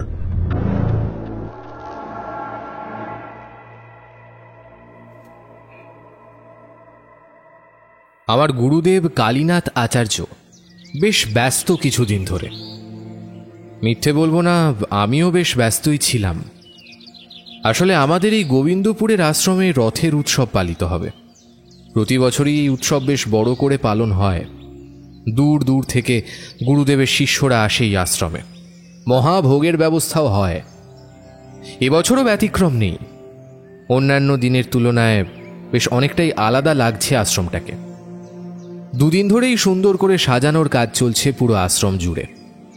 কিছু ভক্তরা আজই এসে পড়েছে, বাকিরা আগামীকাল ভোর ভোর আসবে। ও, আপনাদের তো একটা কথা বলতেই ভুলে গেছি। আজ থেকে 1 মাস আগে আমার সমবয়সী একজন এসে যোগ দিয়েছে আমাদের আশ্রমে। তাহলে পুরো ব্যাপারটা খুলেই বলি। 1 মাস আগে সকালবেলা যখন আমি পুকুরে স্নান সেরে আশ্রমে ঢুকছি, তখন আশ্রমের বারান্দায় দেখলাম গুরুদেব বসে আছে ও তার সঙ্গে রয়েছেন 2 জন অচেনা লোক, একজন মাঝবয়সী ও একজন তরুণ। আমি সামনে যেতে গুরুদেব বললেন, জগা, আলাপ করে নে। ইনি হলেন আমার এক ভক্ত ব্রজগোপাল বাড়ুজ্জে, আর ওনার সুপুত্র অজয় মোহন বাড়ুজ্জে। আজ থেকে অজয় আমাদের আশ্রমেই থাকবে, আমাদের সঙ্গেই। ওকে আশ্রমের সব নিয়ম কানুন শিখিয়ে দিবি। নিজের সহোদরের মতন ওর সঙ্গে থাকবি, কেমন? পরে গুরুদেবের কাছে শুনলাম অজয় মোহনের নাকি হঠাৎ কিছুদিন ধরে পুজো আর্চার দিকে মন গেছে, সন্ন্যাসী হওয়ার ইচ্ছাও প্রকাশ করেছে। তাই তার বাপ এক প্রকার বাধ্য হয়ে তাকে নিয়ে এসেছে গুরুদেবের আশ্রমে। অচেনা সাধু সন্ন্যাসীদের সাথে না ভিড়িয়ে তার অতি স্নেহের গুরুদেব কালীনাথ আচার্যের আশ্রমেই রেখে যাবেন ঠিক করেছে। ছেলেটার মুখ দেখে বেশ চঞ্চল বলেই মনে হয়েছিল আমার। ধীরে ধীরে সেটা ভালোই বুঝলাম আমি। শুধু মুখই নয়, মনটাও তার বড়ই চঞ্চল। গুরুদেবকে বললাম, এ কিরকম ছেলে গুরুদেব? ওর বাবা যা বললেন তাতে তো মনে হলো বেশ শান্ত ধীর, অথচ এ তো খুবই দুরন্ত। কখনো আশ্রমে, পর মুহূর্তেই দেখছি পুকুর পাড়ের গাছে উঠে ফল পাড়ছে। গুরুদেব হেসে উঠলেন, ওরে, ওটা আমিও খেয়াল করেছি। তবে এটাও খেয়াল করেছি যে পুজোর সময় ছেলেটা খুবই মনোযোগ সহকারে পুজো করে। ঠাকুরের প্রতিমার দিকে ওর চাহনিও আমি লক্ষ্য করেছি। তাতে কোনো তাড়াহুড়ো নেই, চঞ্চলতা নেই, আছে শুধু ভক্তি, নিষ্ঠা, ভালোবাসা। নতুন নতুন এসেছে তো, আস্তে আস্তে ঠিক হয়ে যাবে। সত্যি গুরুদেব ভুল কিছু বলেননি। ছেলেটার বয়সও কম বেশি আমারই মতন। গুরুদেবকে অত্যন্ত ভালোবাসে, বেশ সরল প্রকৃতির। আমার সঙ্গেও তার বন্ধুত্ব বেশ জমে উঠল দুদিনেই। এই তো অনুষ্ঠানের সমস্ত জোগাড়যন্ত্র 2 দিন ধরে আমরাই করলাম। কাজের ব্যাপারে একটুও ফাঁকিবাজ নয় অজয়, আর সুযোগ পেলেই গুরুদেবের কাছে গল্প শুনতে বসে যায়। এমনকি আমি আর গুরুদেব মিলে ওকে আমাদের আগের সমস্ত ভয়ঙ্কর অভিজ্ঞতার গল্পও শুনিয়েছি। কয়েক মাস আগেই মুক্তেশ্বরের সেই ভয়ঙ্কর নক্তপিশাচের গল্পটা শুনেও বেশ শিহরিত হয়েছিল অজয়। আমাকে বলেছিল, মিত্র, তুমি কত ভাগ্যবান জানো, গুরুদেবের সঙ্গে থেকে এসব অভিজ্ঞতার সাক্ষী হতে পেরেছো। আমরা ঠিক করেছি পরের বার এরকম কোনো এক অভিযানে অজয়কেও আমাদের সাথে নেব। এইসব দিন 7 আগের কথা। তবে কিছুদিন ধরে অজয়কে বেশ চুপচাপ লাগছে, সব সময় কিছু একটা চিন্তা করছে। অত চঞ্চল ছেলেটা যেন এক মন্ত্র বলে স্থির হয়ে গেছে। খুব একটা কথাও বলে না, সারাদিন চণ্ডীমণ্ডপে মাথা নিচু করে বসে থাকে। অনুষ্ঠানের সব কাজকর্ম বেশ শান্তভাবেই করল। জিজ্ঞেস করলে কিছুই বলতো না। গুরুদেব বললেন, ওকে ছাড়, ওর নিশ্চয়ই কিছু ঘটেছে। এখন বলতে চাইছে না, পরে ঠিকই বলবে। তা যাই হোক, বর্তমানে ফেরা যাক। অনুষ্ঠানের দিন সকাল থেকে নানা ধরনের লোকজন এসে ভিড় করল আশ্রমে। গরিব ভিখারিদের থেকে আরম্ভ করে পয়সাওয়ালা লোকেরা অনেকেই আছে গুরুদেব কালীনাথ আচার্যের ভক্ত। সকাল থেকে প্রসাদ বিতরণ, ভোগ বিতরণ সমস্ত কিছুই করলাম। আরও লোকজন ছিল সাথে। অজয়ও আমার সাথেই উপস্থিত ছিল ভোর থেকে। দুপুর গড়িয়ে বিকেল হতে ভিড় একটু হালকা হলো। আস্তে আস্তে সমস্ত অতিথিরা প্রস্থান করলেন। কিছুজন 2 দিন থাকবেন বলে পোটলাপাটলি নিয়েই এসেছিলেন, আর কিছুজন দিনের আলো থাকতেই বেরিয়ে গেলেন। গুরুদেবও সকাল থেকে ব্যস্ত ছিলেন। এখন বেশ ক্লান্ত হয়ে আশ্রমের বারান্দায় বসে প্রসাদ খাচ্ছেন। সূর্য যখন পশ্চিমের কোলে ঢলে পড়েছে, তখন আশ্রমের প্রধান ফটক দিয়ে জনাচারেক অপরিচিত লোক প্রবেশ করলেন। তাদের মধ্যে একজন একটু বয়স্ক, বোঝা যাচ্ছে তিনি এদের নেতা। তারা এসে গুরুদেবকে চিনতে পেরে প্রণাম করলেন। গুরুদেব জিজ্ঞাসু চোখে চাইতেই তারা বললেন, প্রণাম ঠাকুর, আমাদের আপনি চিনবেন না। আমরা আসছি ডামুদিহি গাঁ থেকে, সুন্দরবনের সংলগ্ন সাগর দ্বীপ অঞ্চলের বাসিন্দা আমরা। অজয় এতক্ষণ আমার সাথেই দাঁড়িয়েছিল। এই কথাটা শুনে হঠাৎ ওর মুখটা শুকিয়ে গেল। ও যেন চমকে উঠল। আমি বললাম, কি হলো, তুমি চেনো নাকি সেই গাঁ? অজয় উত্তর দিল না। গুরুদেব বললেন, হ্যাঁ বলুন, আপনাদের কে পাঠিয়েছে আর কি কারণে পাঠিয়েছে? ওদের মধ্যে বৃদ্ধ লোকটা এগিয়ে এসে বললেন, আমার নাম বিনয় তালুকদার, আমি ডামদিহির মোড়ল। আমাদের গ্রামে খুব ভয়ঙ্কর এক বিপদ এসে হানা দিয়েছে ঠাকুর মশাই। অনেক ভেবেও তার কোনো উপায় না পেয়ে আমাদের গাঁয়ের ঠাকুর মশাই কাশীনাথ ঠাকুর আপনার কথা বললেন। তাই পরদিনই আমরা গোবিন্দপুর চলে এলাম আপনার কাছে। আমাদের গ্রামের সীমান্তে এক বৃহৎ জঙ্গল আছে। বলা বাহুল্য, সে জঙ্গল পরিত্যক্ত, খুব একটা কেউ যায় না সেখানে। তবে গ্রামের বাসিন্দারা সময় বাঁচাতে অনেক সময় সে পথ ব্যবহার করে বইকি। কিন্তু গত কিছুদিন ধরে সে জঙ্গলের পথে যে যায় সে আর ফিরে আসে না। প্রথম নিখোঁজ হয়েছে আমাদের গাঁয়ের সোমনাথ শেঠের মেয়ে নয়নতারা। তারপর আমার নিজের ছেলে মানিক চাঁদ স্ত্রী পুত্র নিয়ে ফিরছিল, কিন্তু ওদের আর পাওয়া যায়নি ঠাকুর মশাই। গুরুদেব বললেন, কিন্তু এর পিছনে যে কোনো অলৌকিকের হাত আছে সেটা আপনারা কিভাবে ধরে নিচ্ছেন? আগে আমার ছেলে নিখোঁজ হওয়ার পর আমরা কাশী ঠাকুরের কাছে গিয়েছিলাম। তার কাছ থেকে জানতে পেরেছি যে জঙ্গলের এক ভয়ঙ্কর ঘটনা আছে। তার জন্যই জঙ্গলটা একদম পরিত্যক্ত। মোড়ল মশাই আমাদের সমস্ত গল্পটা সংক্ষেপে বললেন। তাতে বুঝলাম কি ভয়ঙ্কর ঘটনা ঘটেছিল সেই জঙ্গলে। করালকেতু নামক সেই কাপালিকের কথা শুনে আমার মনে পড়ে গেল কালযোগিনীর সেই সাধকের কথা, যাকে একসময় গুরুদেব পরাজিত করেছিলেন। মৃত্যুঞ্জয় ঠাকুরের কথা শুনে গুরুদেব উত্তেজিত হয়ে উঠলেন। উনি চিনতে পারলেন, বললেন, মৃত্যুঞ্জয় ঠাকুর তোমাদের গায়ে আশ্রয় নিয়েছিলেন? উনি ভীষণ বিখ্যাত সাধক। আমার গুরু ত্রৈলোক্যনাথ ঠাকুরের মিত্র ছিলেন উনি। ওনার অনেক দুঃসাহসিক গল্প আমি ছোটবেলায় শুনেছি। তা যাই হোক, সমস্ত গল্পটা শেষ করে একটু দম নিলেন মোড়ল। তারপর আবার বললেন, তাও এত অবধি তো ঠিক ছিল ঠাকুর, কিন্তু গত পরশু যেটা ঘটেছে তারপর আমরা এক বিন্দুও দেরি করিনি আপনার কাছে আসতে। আমাদের গাঁয়ের মাধব কাঠুরিয়া কাঠ কেটে বিকেলে বাড়ি ফিরছিল। গাছ কাটতে গিয়ে বোধহয় সেদিন ওর হাত কেটে গিয়েছিল খানিকটা, কিছুটা রক্ত পড়তে পড়তে এসেছে। রাতে খেয়ে দিয়ে যখন মাধব আর তার স্ত্রী নিদ্রামগ্ন, তখন জানালা দিয়ে সরীসৃপের মতন বেশ কিছু জিনিস এসে তাকে জড়িয়ে টেনে নিয়ে ঘর থেকে বের করে নিয়ে যায়। তার স্ত্রী তো সেই ভয়ঙ্কর দৃশ্য দেখেই জ্ঞান হারায়। পাশের ঘরে মাধবের ভাই রামদয়াল ছিল। সে শব্দ শুনে দৌড়ে বেরিয়ে গিয়ে দেখে এক রক্ত জল করা দৃশ্য, একটা ছায়া মূর্তি, সাধারণ মানুষের চেয়ে হাত সাতেক লম্বা, বলিষ্ঠ গড়ন, মাথায় শিং জাতীয় কিছু, আর তার গা থেকে প্রস্ফুটিত হচ্ছিল আবছা লাল আভা। পিঠ থেকে বেরিয়েছে অজস্র সরীসৃপের মতো অষ্টপদকের পা, যেগুলোতে জড়ানো ছিল আস্ত একটা মানুষ, মাধব। তাকে নিয়ে সেই জিপটি হেঁটে চলে যাচ্ছে গ্রামের রাস্তা দিয়ে। মাধবের ভাইয়ের গলা ফাটানো চিৎকার আর তার সাথে মাধবের আর্তনাদ মিলিয়ে আশেপাশের গ্রামবাসীরাও জেগে উঠল। তাদের মধ্যে আমরাও ছিলাম। বিশ্বাস করবেন না ঠাকুর, নিজে চোখে না দেখলে কেউ বিশ্বাসই করবে না সেই হাড় কাঁপানো দৃশ্য। ওটা না কোনো জন্তু, না কোনো মানুষ, ওটা স্বয়ং নরকের রাক্ষস না হয়ে যায় না। আমি বললাম, তারপর সেটা কোথায় গেল? সেটা জঙ্গলের দিকেই চলে গেল। এক একটা পায়ের আওয়াজে কেঁপে উঠছিল মাটি।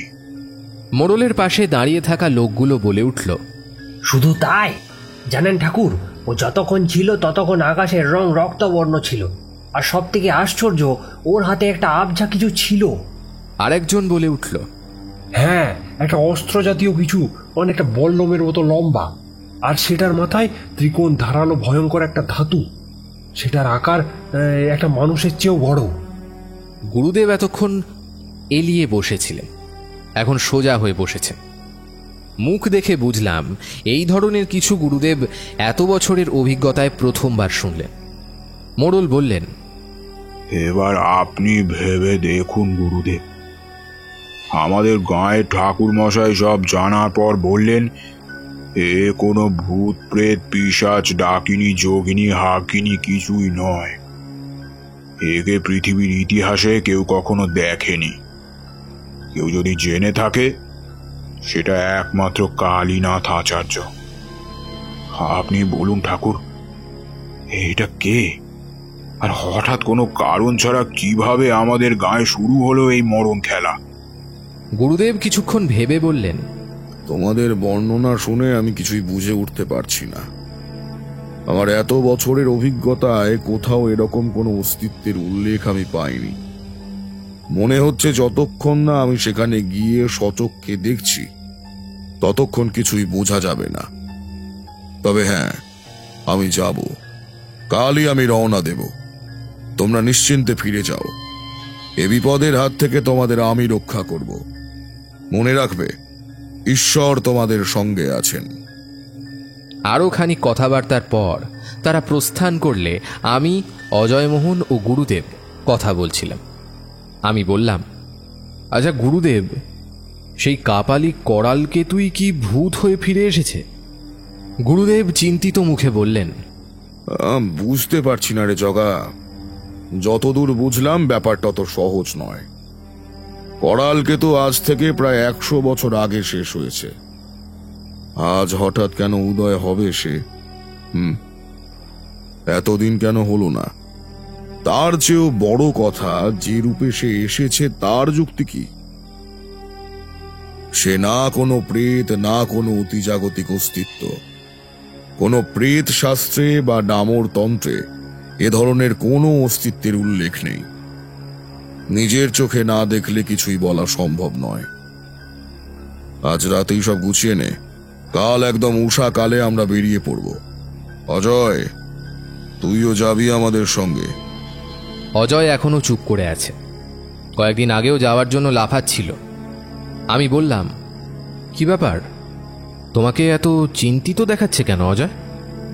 অজয় উঠে দাঁড়িয়ে বলল, কাল বলবো, আজ আমার বড্ড ঘুম পাচ্ছে। আমি শুতে যাই, কাল আবার প্রাতঃকালে বেরোতে হবে।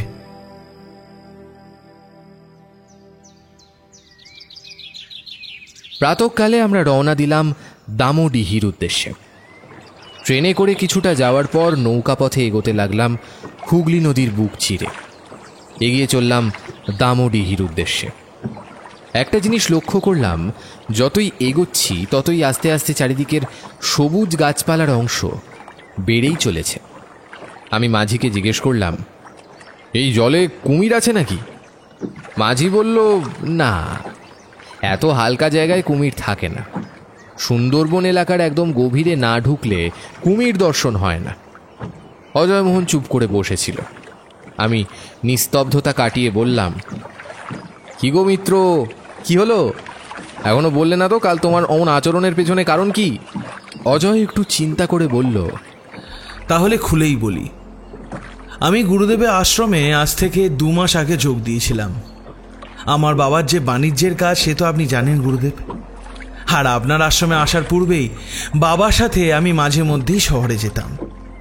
সেখানেই আমার সঙ্গে সাক্ষাৎ হয়েছিল ব্যবসায়ী সোমনাথ শেঠের সঙ্গে। তিনি ব্যবসার খাতিরে সেখানে গিয়েছিলেন। তার সঙ্গে তার কন্যা নয়নতারাও গিয়েছিল। সেই প্রথম আমার দেখা হয়েছিল নয়নতারার সঙ্গে। আমি কথা থামিয়ে বললাম, নয়নতারা? তার মানে মোড়ল মশাই যে মেয়ের কথা বলছিলেন, যে জঙ্গলে গিয়ে আর ফেরেনি? হ্যাঁ মিত্র, তুমি ঠিকই ধরেছ। শহরে আমরা অনেক দিন ছিলাম, সেখানেই নয়নতারার সাথে আমার বন্ধুত্ব ঘটে। তারপর সেটা প্রেমে পরিণত হয়। মাস দেড়েক পর আমরা যখন ফিরে আসি, তখন প্রায় আমি ওর সাথে দেখা করতে যেতাম। ওর গায়ে ডামোডিহিতে, নদীর ধারে কিংবা স্টেশন চত্বরে। তারপর জানি না কেন আমার বাণিজ্যের প্রতি আকর্ষণ চলে গেল। মনে হলো সন্ন্যাস জীবন আমার জন্য ঠিক। তারপর বাবাকে বলতে তিনি গুরুদেবের আশ্রমে আমাকে নিয়ে গেলেন। কিন্তু এখানে এসে আমি নয়নতারাকে ভুলতে পারলাম না। প্রায় চলে যেতাম ওর সাথে দেখা করতে। আমি বললাম, তার মানে তুমি মাঝে মধ্যে আশ্রম থেকে উধাও হয়ে যেতে 2-1 দিনের জন্য। ওটার পেছনে এই কারণ ছিল, কিন্তু সে তো 1 মাস আগের কথা। গত কিছুদিন ধরে তো তুমি আশ্রমেই থাকতে, কোথাও যেতে দেখিনি, চুপচাপ বসে থাকতে। হ্যাঁ, এটাও তুমি ঠিক ধরেছ মিত্র। আজ শেষ নয়নতারার সঙ্গে সাক্ষাৎ করতে গিয়েছিলাম দিন 7 আগে। আমরা ভিতর ভিতর বিবাহ করার সিদ্ধান্ত নিয়েছিলাম, কিন্তু আমি পরে স্থির করি যে বিবাহ করব না। তাই শেষ দিন ওকে ওটাই জানাতে গিয়েছিলাম রাতের অন্ধকারে। কিন্তু নয়নতারা জেদি মেয়ে, ও সেই দিনই আমার সঙ্গে চলে যাবে ঠিক করেছিল। হোগলা দিঘির ঘাটে আমি ওর জন্য অপেক্ষা করছিলাম। তখন দেখলাম ও সমস্ত তল্পি তল্পা গুছিয়ে এসেছে পালাবে বলে। আমি ওকে না করলাম, কিন্তু সে এটা শুনে ও প্রচণ্ড রেগে গেল। রাগে জ্ঞান শূন্য হয়ে ও বনের দিকে ছুটে গেল। গুরুদেব বললেন, তার মানে নয়নতারা যেই রাতে হারিয়ে গিয়েছিল, সেই রাতে তুই ওর সাথে ছিলিস? আগে হ্যাঁ গুরুদেব, তবে আমি ওর পিছন পিছন গিয়েছিলাম সেই জঙ্গলে। এত ঘন জঙ্গল আমি আগে কখনো দেখিনি।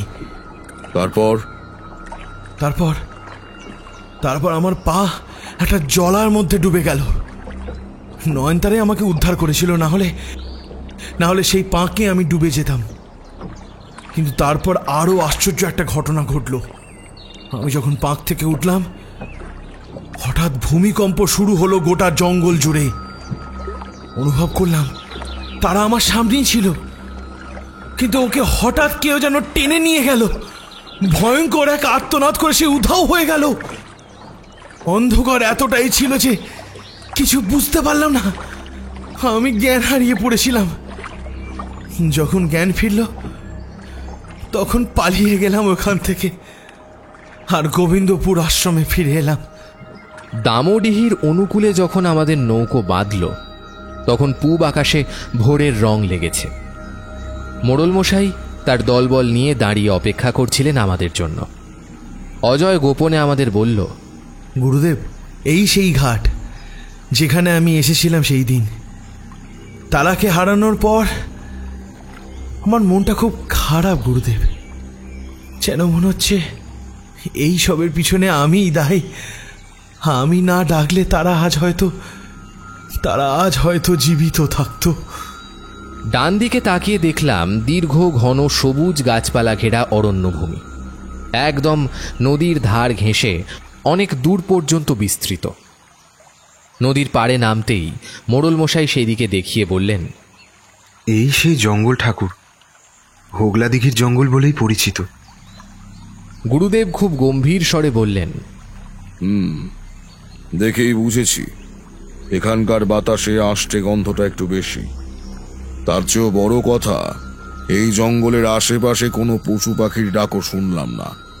সারা সকাল আমরা মোড়ল মশাইয়ের বাড়িতেই কাটালাম। সেখানে অনেক আলোচনা হলো। আমাদের সঙ্গে উপস্থিত ছিলেন গায়ের ঠাকুর মশাই, কাশী ঠাকুর সহ প্রায় সমস্ত গ্রামবাসী। সকলে গুরুদেবকে দর্শন করতে এসেছিলেন। সেই বৈঠকে গুরুদেব ঘোষণা করলেন যে তিনি আজ এক দুঃসাহসিক কাজ করবেন। বললেন, শোনো সবাই, হাতে সময় বেশি নেই। হাত গুটিয়ে বসে থাকা বুদ্ধিমানের পরিচয় নয়। তার উপর যে বস্তু প্রতি রাতে আক্রমণ করছে তার সঙ্গে আজ থেকে 100 বছর আগে ঘটে যাওয়া করাল কেতুর কোনো রকম যোগাযোগ থাকলেও আমরা সঠিক জানতে পারিনি যে সে আসলে কি। কোনো আত্মা, প্রেতাত্মা, পিশাচ কিছুই সে নয়। তাই আগে আমি সেটা জানতে চাই। রোগ না জানলে চিকিৎসা করা অর্থহীন। তাই আমি সিদ্ধান্ত নিয়েছি আজ রাতে আমি ও আমার 2 শিষ্য জগা আর অজয় সেই জঙ্গলে রাত কাটাবো এবং সেই শয়তানকে আগে জানবো, চিনবো, বুঝবো। গ্রামবাসীরা বলে উঠল, কিন্তু ঠাকুর, আপনার যদি বিপদ হয়? সেই চিন্তা তোমাদের নয়। আমি নিজের ইচ্ছায় এসেছি তোমাদের রক্ষা করতে। এটা আমার কর্তব্য।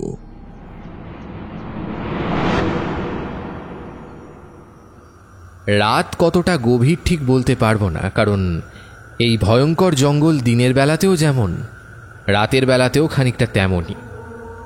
সম্পূর্ণ জগৎ থেকে যেন বঞ্চিত এই অঞ্চল। কোথায় এর শুরু আর কোথায় এর শেষ তা আমাদের অজানা। তবে এটুকু জানি যে আমরা 3 জন এখন এই জঙ্গলের ঠিক মধ্যস্থলে আছি, কারণ আমাদের পূর্বে এই জঙ্গলে পা দিয়েছিল অজয়। সে বলল যে এখানেই তার সাথে সেই দিন ঘটনাগুলো ঘটেছিল। যেই জলার কথা সে বলছিল, এখন আমরা ঠিক সেই জলার পাশেই আছি। সত্যিই ভারী অদ্ভুত একটা দৃশ্য। ঘন অরণ্যভূমির মাঝে বড্ড বেমানান এই সবুজ আগাছায় মোড়া নীল জলাটা। গ্রামবাসীরা কেউ বনের এত ভেতরে আসে না। তাদের মুখে যেরকম পরিত্যক্ত শুনেছিলাম, তার চেয়ে অনেক বেশি জীবন্ত লাগছে এখন। একটা প্রকাণ্ড বৃক্ষের নিচে আশ্রয় নেওয়ার মতন ছাউনি বানিয়ে গুরুদেব বিশ্রাম নিচ্ছিলেন। আমিও অজয় একটু আশপাশটা ঘুরছিলাম।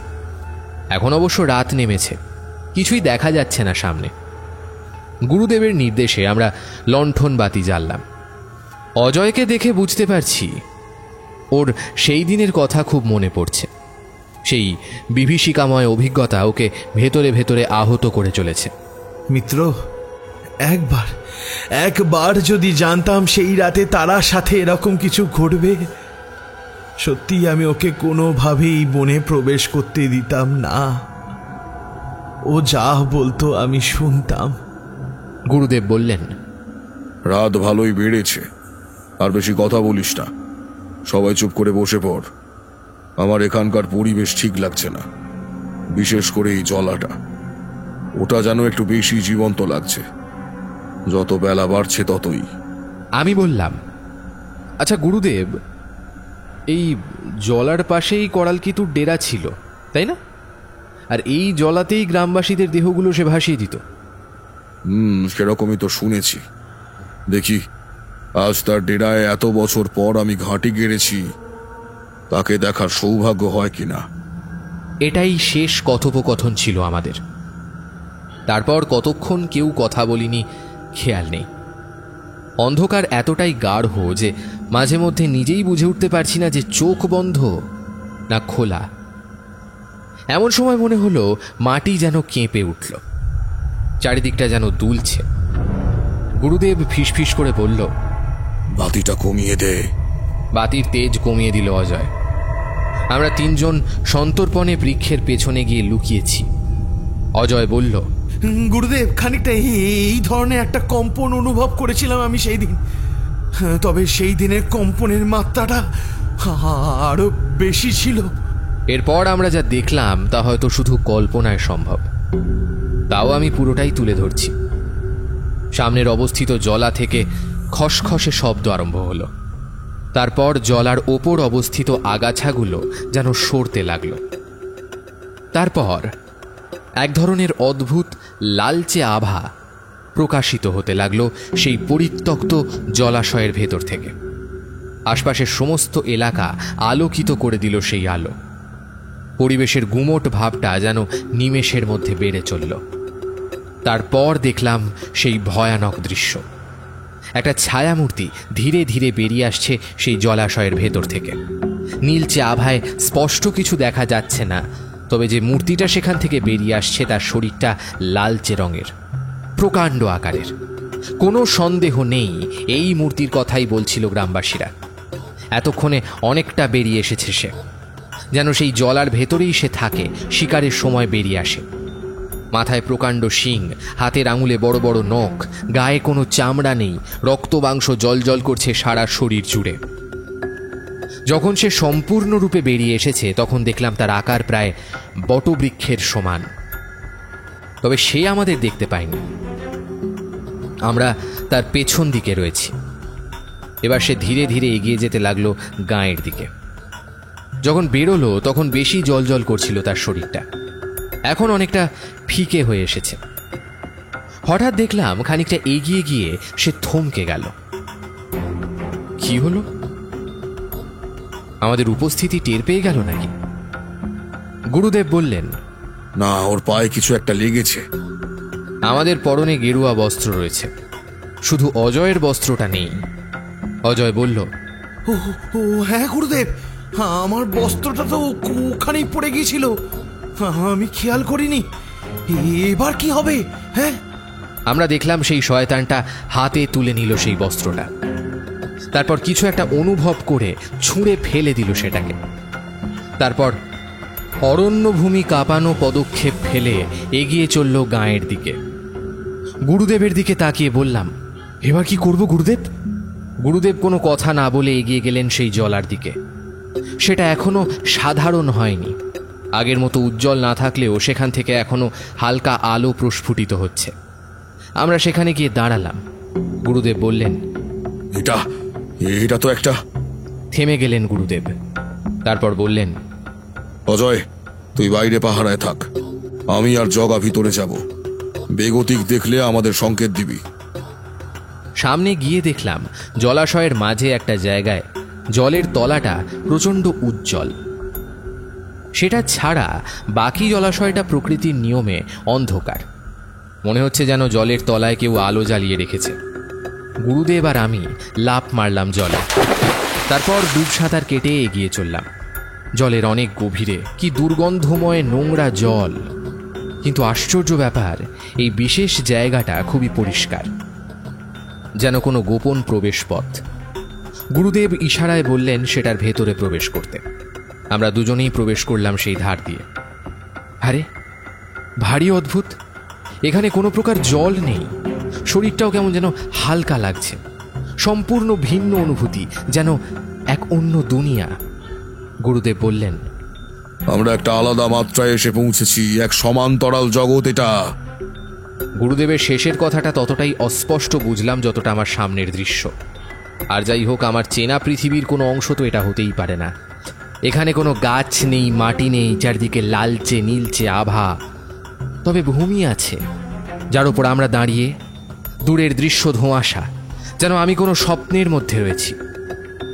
গুরুদেব বললেন, তুই এখানে দাঁড়া, আমি আর একটু দূর অবধি দেখে আসছি। আমি একা ছাড়লাম না গুরুদেবকে, আমিও গেলাম গভীরে। গিয়ে দেখলাম এক ভয়ঙ্কর দৃশ্য। চারিদিকে বরফের মতন জমে রয়েছে কিছু মানব দেহ, তাদের পেঁচিয়ে রেখেছে কিছু সরীসৃপের মতন জিনিস। দেহগুলো জীবিত না মৃত কিছুই বুঝলাম না। গুরুদেব বললেন, এরাই হলো গ্রামের হারিয়ে যাওয়া লোকেরা, যারা গা থেকে নিখোঁজ হয়েছে। আমি বললাম, গুরুদেব, আমাদের বেরোতে হবে, না হলে সেই শয়তান যে কোনো সময় চলে আসতে পারে। গুরুদেব ঘাড় নাড়লেন। চল জগা, বেরোতে হবে এখান থেকে। কিছুটা হলেও জ্বর ছাড়াতে পেরেছি, উপরে চল, সব বলবো।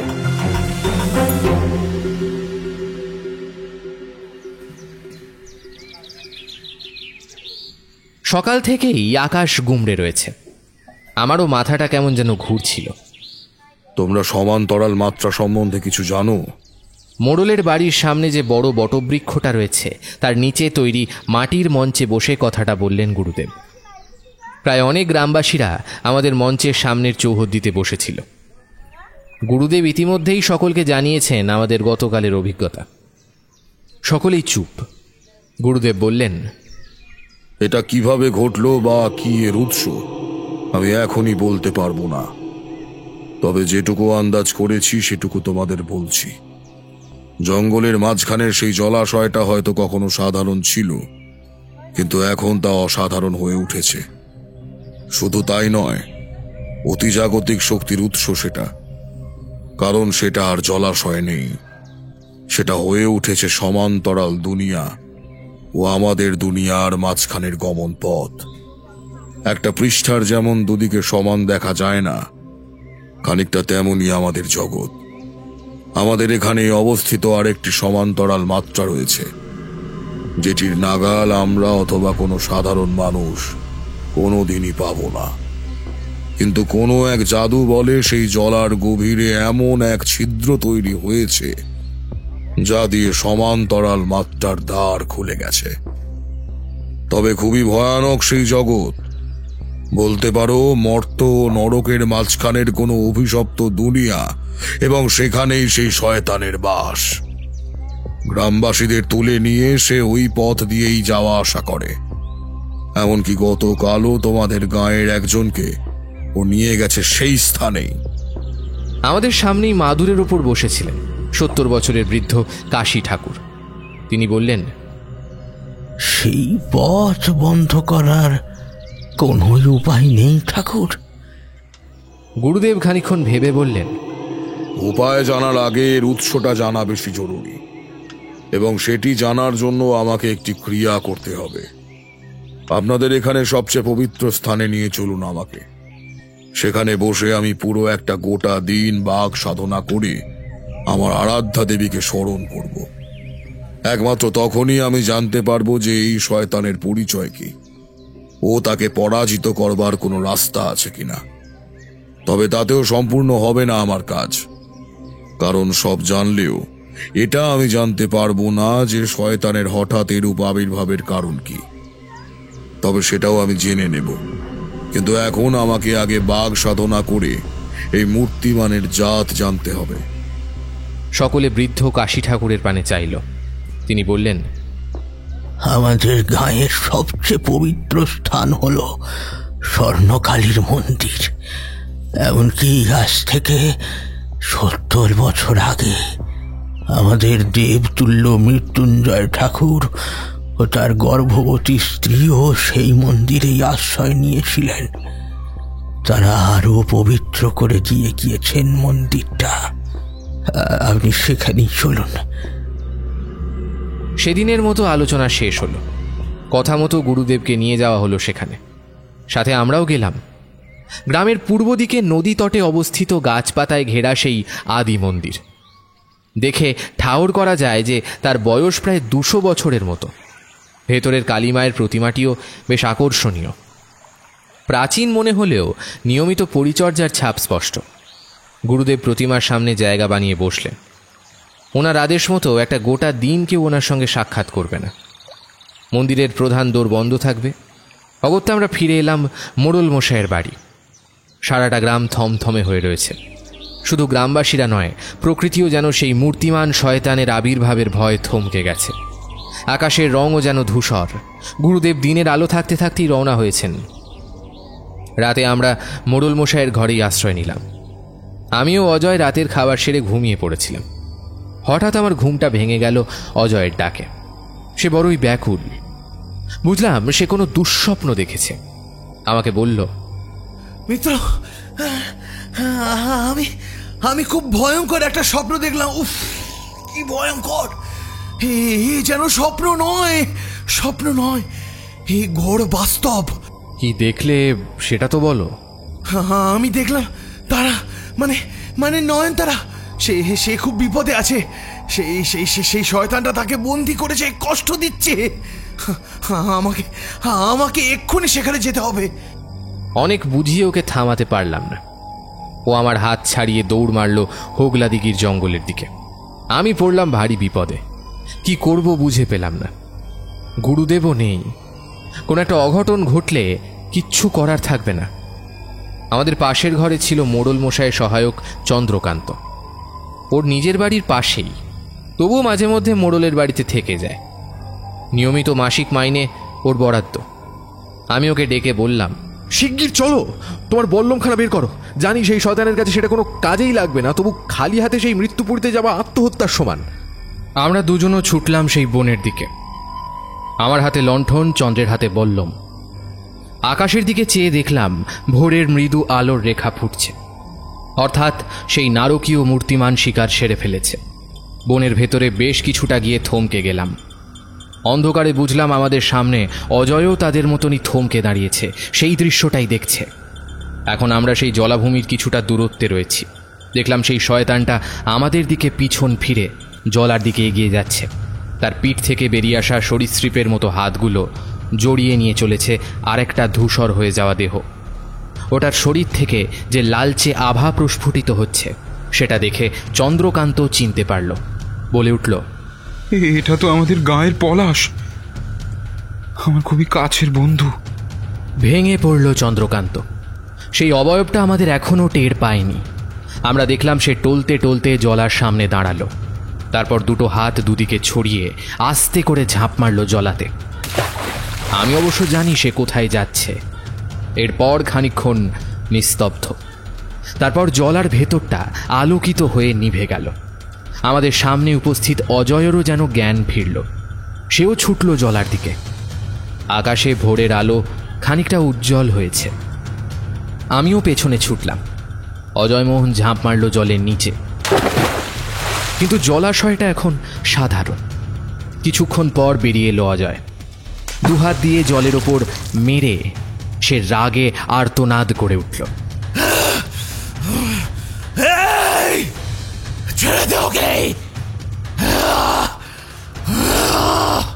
তবে আমি একটা বিষয় লক্ষ্য করলাম, এর আগে যখন সেই রাক্ষসের দর্শন পেয়েছিলাম তার থেকে এখন বেশ তুলনামূলক দুর্বল মনে হলো ওকে। তাহলে কি রাতের অন্ধকারে সে যেমন শক্তিশালী, দিনের আলোতে কি সে দুর্বল?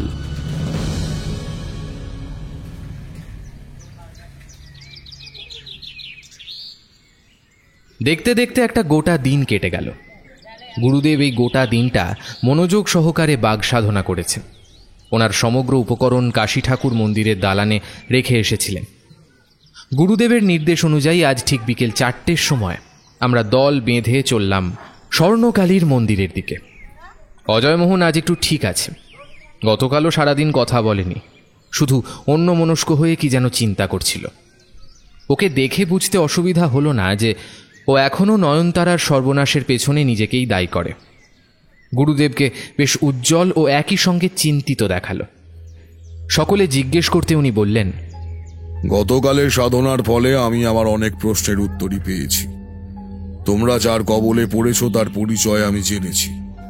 খানিকটা ঠিকই ঠাউর করেছিলাম, কিন্তু আজ নির্দিষ্টভাবে জানতে পারলাম এই গায়ে যে রাক্ষস হানা দিয়েছে সে হলো এমন এক শ্রেণীর অস্তিত্ব যার উপস্থিতি আমাদের জ্ঞাত ব্রহ্মাণ্ডের বাইরে। যেমন আগেই বলেছি, ও সম্পূর্ণ অন্য মাত্রার জীব। তোমাদের গায়ের প্রচলিত কাহিনী অনুযায়ী আমি যেইটুকু অনুমান করতে পেরেছি তা হলো আজ থেকে 70 বছর আগে সেই জঙ্গলে করালকেতু ও মৃত্যুঞ্জয় ঠাকুরের মতন দুজন মহাশক্তির মাঝে যে যুদ্ধ হয়েছিল তার ফলে ঘটেছে এই কাণ্ড। করালকেতুর মতন অলৌকিক শক্তিধারী কাপালিকের বিরুদ্ধে নিজের সমস্ত শক্তি প্রয়োগ করে মৃত্যুঞ্জয় ঠাকুর তাকে বিনাশ করার চেষ্টা করেছিলেন। বিনাশ অর্থাৎ মৃত্যু বা ইতি। কিন্তু কোনো এক ব্যতিক্রমে করালকেতু এমন এক দুনিয়ায় গিয়ে পড়েছে যেখানে জীবন ও মৃত্যু কিছুই নেই। মৃত্যুঞ্জয় ঠাকুরের স্ত্রী তার কাছে বন্দী ছিলেন। সেই রাগে তিনি এতই প্রবল তেজ প্রয়োগ করেছিলেন যে করালকেতু এক সম্পূর্ণ অন্য মাত্রায় গিয়ে ফেঁসে গিয়েছিল। সেই সময় সকলেই মনে করেছিল করালকেতুর সম্পূর্ণ বিনাশ ঘটেছে, কিন্তু আসলে তা ঘটেনি। সে যে দুনিয়ায় গিয়ে পৌঁছেছিল সেটা অন্ধকারের দুনিয়া। সেখানে করালকেতুর অতৃপ্ত অস্তিত্ব 70 বছর ধরে এমন এক শয়তানে পরিণত হয়েছে যার বিনাশ অসম্ভব।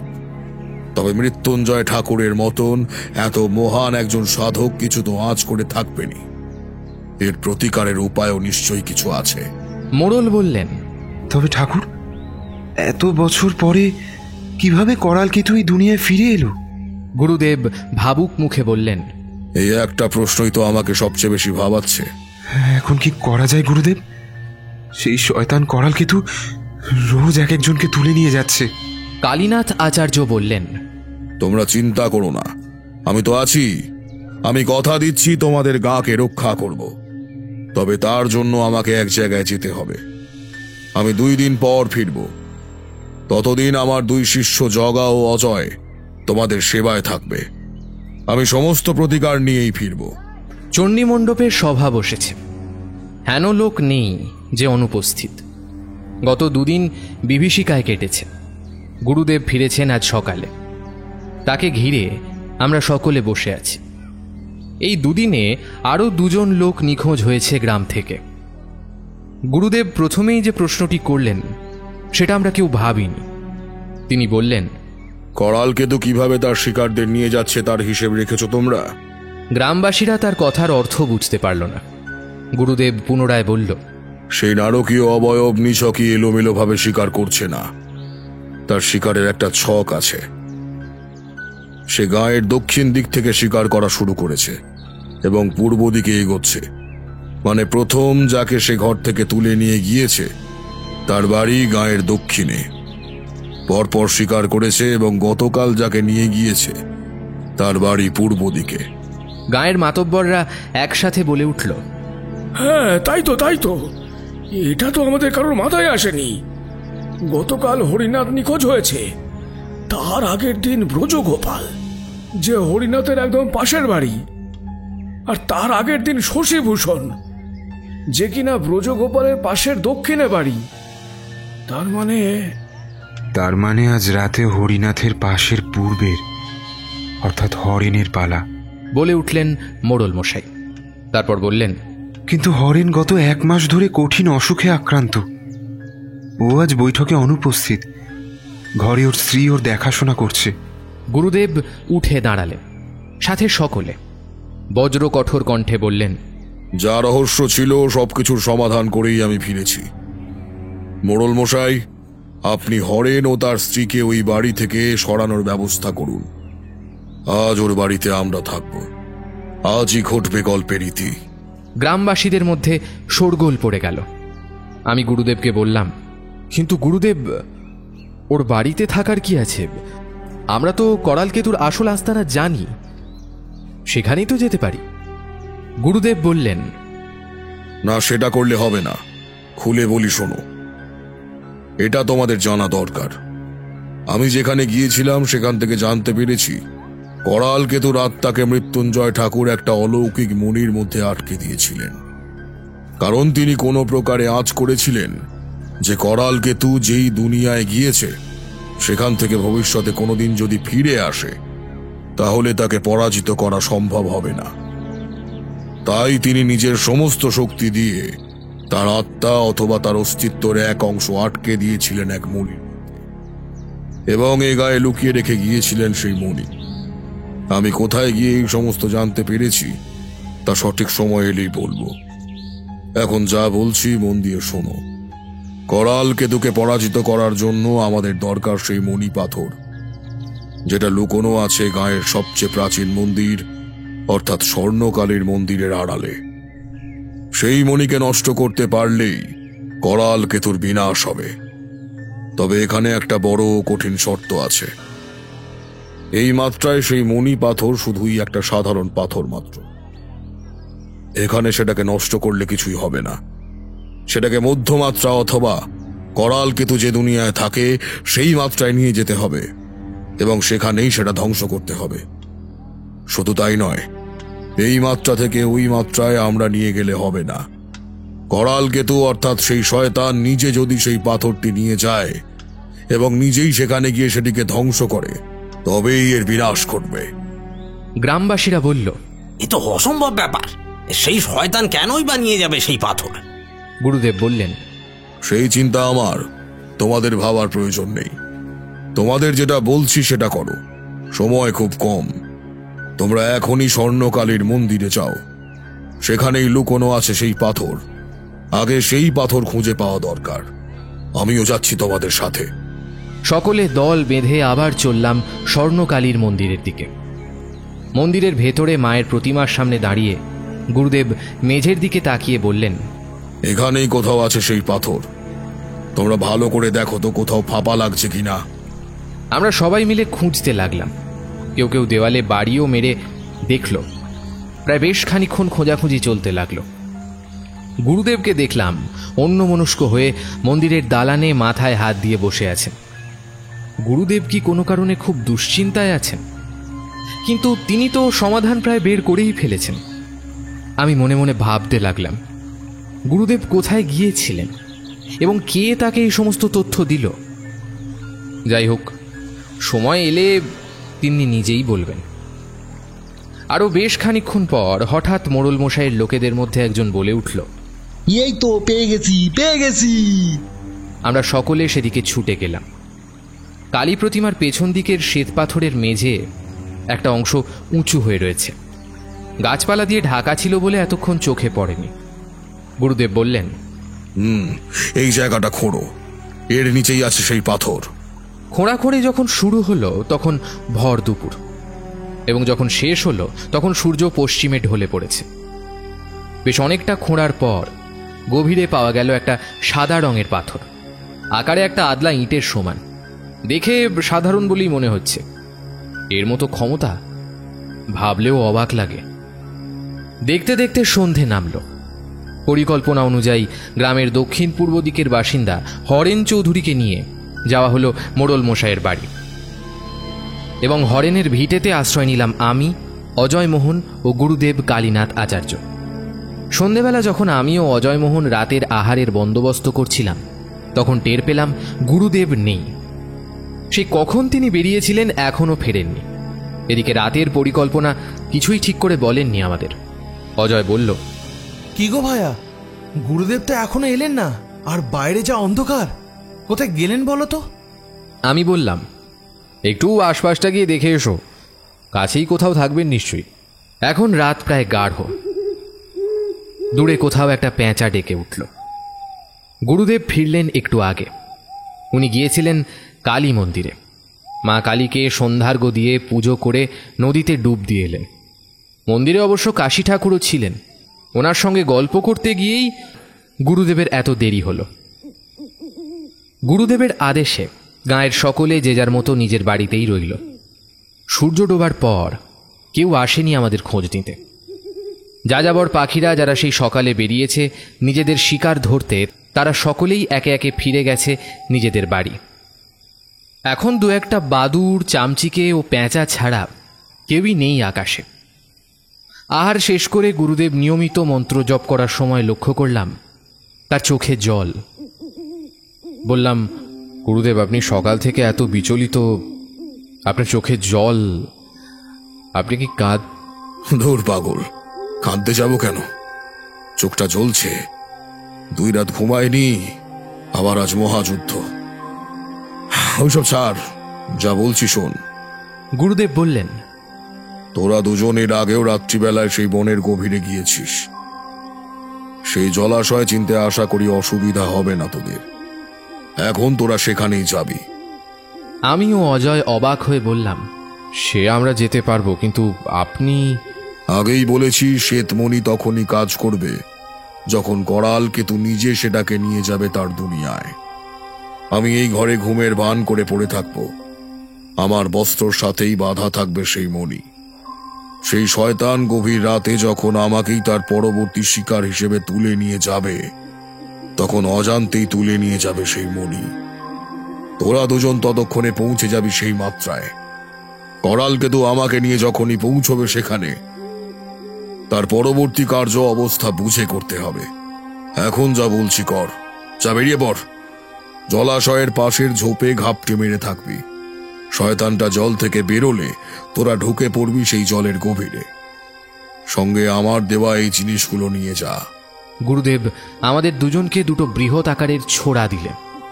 বললেন, এই ছোড়া দুটো আমাকে সেই দিয়েছেন যার কাছে আমি সাহায্য চাইতে গিয়েছিলাম। তোরা গিয়ে দেখবি ভিতরে সব গ্রামবাসীদের দেহ বন্দী হয়ে পড়ে আছে। তাদের দেহকে পেঁচিয়ে রেখেছে সরীসৃপের মতন সেই আকৃতিগুলো। যতক্ষণ করালকে তো আমাকে নিয়ে সেখানে পৌঁছবে, ততক্ষণ তোরা গিয়ে সেই আকৃতিগুলোকে এই ছোড়ার সাহায্যে খণ্ডন করে গ্রামবাসীদের একে একে মুক্ত করবে। তারা অবচেতন হয়ে থাকবে বই কি, কিন্তু করালকে তোর বিনাশ ঘটলে তারা পুনরায় প্রাণ ফিরে পাবে। তার জন্য আগে তাদের দেহকে বন্ধন মুক্ত করা প্রয়োজন। আমরা বেরিয়ে পড়লাম হোগলা দিঘির উদ্দেশ্যে। বুকের ভেতরটা অস্বাভাবিকভাবে গর্জন করছে। আজকের পরিণতি যে কি হবে কে জানে। এত চিন্তা ভয় এর আগে কখনো অনুভব করিনি। সেবার নক্তপিশাচের আক্রমণের চেয়েও বড় ও ভয়ঙ্কর অভিজ্ঞতার সম্মুখীন হতে চলেছি। কারণ এবার আমাদের পাল্লা যার সাথে পড়েছে সে এক অতি জাগতিক শয়তান, যার দর্শন একবার যে পেয়েছে সেই বুঝেছে যে সে কতটা ভয়ঙ্কর। কতক্ষণ অপেক্ষা করেছিলাম খেয়াল নেই। অন্ধকারে চোখ যখন ধাঁধিয়ে গিয়েছিল তখন খেয়াল করলাম জলার ভেতরে লালচে আভা। প্রস্তুত হয়ে গেলাম। অজয়কে বললাম, ছোড়াটা হাতে আছে তো? পর মুহূর্তেই আশপাশের মাটি মৃদু কম্পিত হলো। জল থেকে উঠে এলো দশাশয়ী অবয়বটা। ভূমি কাঁপিয়ে এগিয়ে এলো সে গাঁয়ের দিকে। অন্ধকারে মিলিয়ে যেতেই আমরা দৌড়ে গিয়ে ঝাঁপ দিলাম জলার ভেতর। এই নিয়ে দ্বিতীয়বার ঢুকেছি এই নরকে। অজয় প্রথমবার। জল পেরিয়ে গিয়ে পৌঁছলাম সেই নীলচে অন্ধকার পাতালপুরীর অতলে। অজয় বলল, এসব কি? এ তো সম্পূর্ণ অন্যরকম পরিবেশ। কোথায় এলাম? পৃথিবীর মাধ্যাকর্ষণ শক্তি এখানে তো অনেক কম। ভূমি থেকে একটু লাফ দিলেই শূন্যে ভেসে উঠছি। দূরে কুয়াশার মতন ধোঁয়া, কিছু দেখা যায় না। বললাম, হাতে বেশি সময় নেই, তাড়াতাড়ি চলো। ওই দিকেই সব বন্দি গ্রামবাসীরা রয়েছে, তাদের মুক্ত করতে হবে। আমরা ভেসে গেলাম জমাট বাঁধা কুয়াশাগুলোর দিকে। ধোঁয়া কাটিয়ে দেখলাম আগের দিনের মতোই বন্দি হয়ে পড়ে আছে একের পর এক গ্রামবাসীদের নিথর ফ্যাকাশে দেহগুলো। খাঁচার মতন বন্দি হয়ে রয়েছে। সাপের মতন আকৃতিগুলো পেঁচিয়ে রেখেছে তাদের। এখানে একজন হাত দশেক তফাতে, আর একজন এইভাবে ছড়িয়ে রয়েছে এক একজন এক এক দিকে। আমি প্রথম জনের কাছে গেলাম। খুকড়িটা বের করে একে একে কাটতে লাগলাম আকৃতিগুলো। সেগুলোর মধ্যেও যেন প্রাণ রয়েছে, নড়ছে। অজয় আর একজনের কাছে গেল। এরা এতই প্রবল ও শক্ত যে কাটা খুবই কঠিন। দেহের সমস্ত বল একত্রিত করে খুকরির আঘাত দিতে লাগলাম। কিছু মুহূর্ত এভাবেই চলতে লাগলো। আমি দুজনকে মুক্ত করলাম ও অজয় মুক্ত করল আরও একজনকে। এমন সময় হঠাৎ অনুভব করলাম চারিদিকটা যেন দুলে উঠল। মাথাটাও যেন কেমন ঘুরতে লাগলো। বুঝলাম কি হতে চলেছে। অজয় মোহনকে বললাম, সাবধান মিত্র, সে এসে গেছে। চারিদিকের কুয়াশা যেন আরও বেড়ে চলল, তার সাথে ঠান্ডাও। সূর্যরশ্মির সাথে সম্পূর্ণ অপরিচিত এই স্থান, তাই শীতলতা বিরাজমান। দুই মাত্রার মাঝের যোগ স্থান দিয়ে কেউ একটা ঢুকছে। শিকারী শিকার নিয়ে নিজের ঘরে ফিরছে। মুহূর্তের মধ্যে এসে উপস্থিত হলো স্বয়ং করালকেতু। কি বিভৎস তার রূপ, কি বিভৎস তার চেহারা। বছরের পর বছর এক অতি কুটিল অলৌকিক বিদ্যাধারী অস্তিত্ব নিজের জীবন ও মরণের মাঝে লড়াই করে আজ এই পরিণামে এসে দাঁড়িয়েছে। না তার প্রাণ আছে, না সে মৃত, না সে পৃথিবীর জীব, না সে পাতালের, না সে মনুষ্য লোক, না সে প্রেত লোক। কি বিষাক্ত তার অস্তিত্ব। রাক্ষস, খোক্কস, পিশাচ, হাকিনী, ডাকিনী সব যেন এর কাছে তুচ্ছ। এত কাছ থেকে তাকেই প্রথম দেখছি। সারা গা থেকে অজস্র সাপের মতন আকৃতি বেরিয়ে কিলবিল করছে ক্রমাগত। সেগুলোতেই জড়িয়ে রেখেছে একটা দেহ, আমাদের অতি পরিচিত সে। তার পরনে গেরুয়া বস্ত্রের সারাংশ উড়ছে বাতাসে। গুরুদেব কালীনাথ আচার্য। তার আবরণের কোথাও একটা লুকোনো আছে সেই শয়তানের প্রাণনাশক মণি পাথর। ধূর্ত করালকেতু সেটা টেরও পায়নি। অজান্তেই নিজের মৃত্যুবাণ নিজেই বয়ে এনেছে। এবার যা ঘটল তা অপ্রত্যাশিত। গুরুদেবের নিথর দেহটা কখন যেন হঠাৎ চেতনা ফিরে পেল। বন্দি অবস্থাতেই কখন যেন নিজের কোমরের বস্ত্র থেকে বের করে আনলেন আমাদের মতনই একটা খুকরি। তারপর সেটা দিয়ে সজোরে চালিয়ে দিলেন সরীসৃপের আকৃতিগুলোকে নিক্ষেপ করে। সেগুলো কেটে বন্ধনমুক্ত হয়ে প্রবল বেগে নিচে লুটিয়ে পড়লেন গুরুদেব। শয়তানটা এবার যেন টের পেল, পেছন ফিরে গর্জন করে উঠল। তার হাতে সেই ভয়ঙ্কর অস্ত্র, সেটা নিক্ষেপ করল গুরুদেবের দিকে। গুরুদেবও কম যান না, তিনি নিজেকে সামলে নিলেন। সে যতবার অস্ত্র চালন করছে ততবার গুরুদেব নিজেকে বাঁচিয়ে নিচ্ছেন। কিছুতেই গুরুদেবের গায়ে লাগছে না তার আঘাত। ভয়ঙ্কর ত্রিভুবন কাঁপানো গর্জন করে উঠল সে। আমিও অজয় পাথরের মতন দেখছিলাম গুরুদেব ও সেই নরকের শয়তানের মাঝে প্রবল যুদ্ধ। গুরুদেব বজ্র কঠোর কণ্ঠে বললেন, দাঁড়িয়ে দেখছিস কি? শিগগির যা, গিয়ে বাকি লোকদের মুক্ত কর। আমি বেশিক্ষণ টিকে থাকতে পারবো না এইভাবে। আমিও অজয়ে নিজেদের চেতনা ফিরে পেলাম। দৌড়ে গেলাম বন্দি গ্রামবাসীদের কাছে। একে একে মুক্ত করতে লাগলাম তাদের। দু একজনকে চিনতেও পারলাম। গ্রামে যখন প্রথম এসেছিলাম তখন দেখেছিলাম এদেরকে। হঠাৎ খেয়াল করলাম খানিক তফাতে একটা বন্দির দেহের সামনে দাঁড়িয়ে অজয় স্থির হয়ে গেছে। তারপর হাঁটু মুড়ে বসে পড়ল সে। আমি চেঁচালাম, অজয়, কি হলো? হাতে সময় নেই বেশি, তাড়াতাড়ি করো। বুঝলাম অজয় কাঁদছে।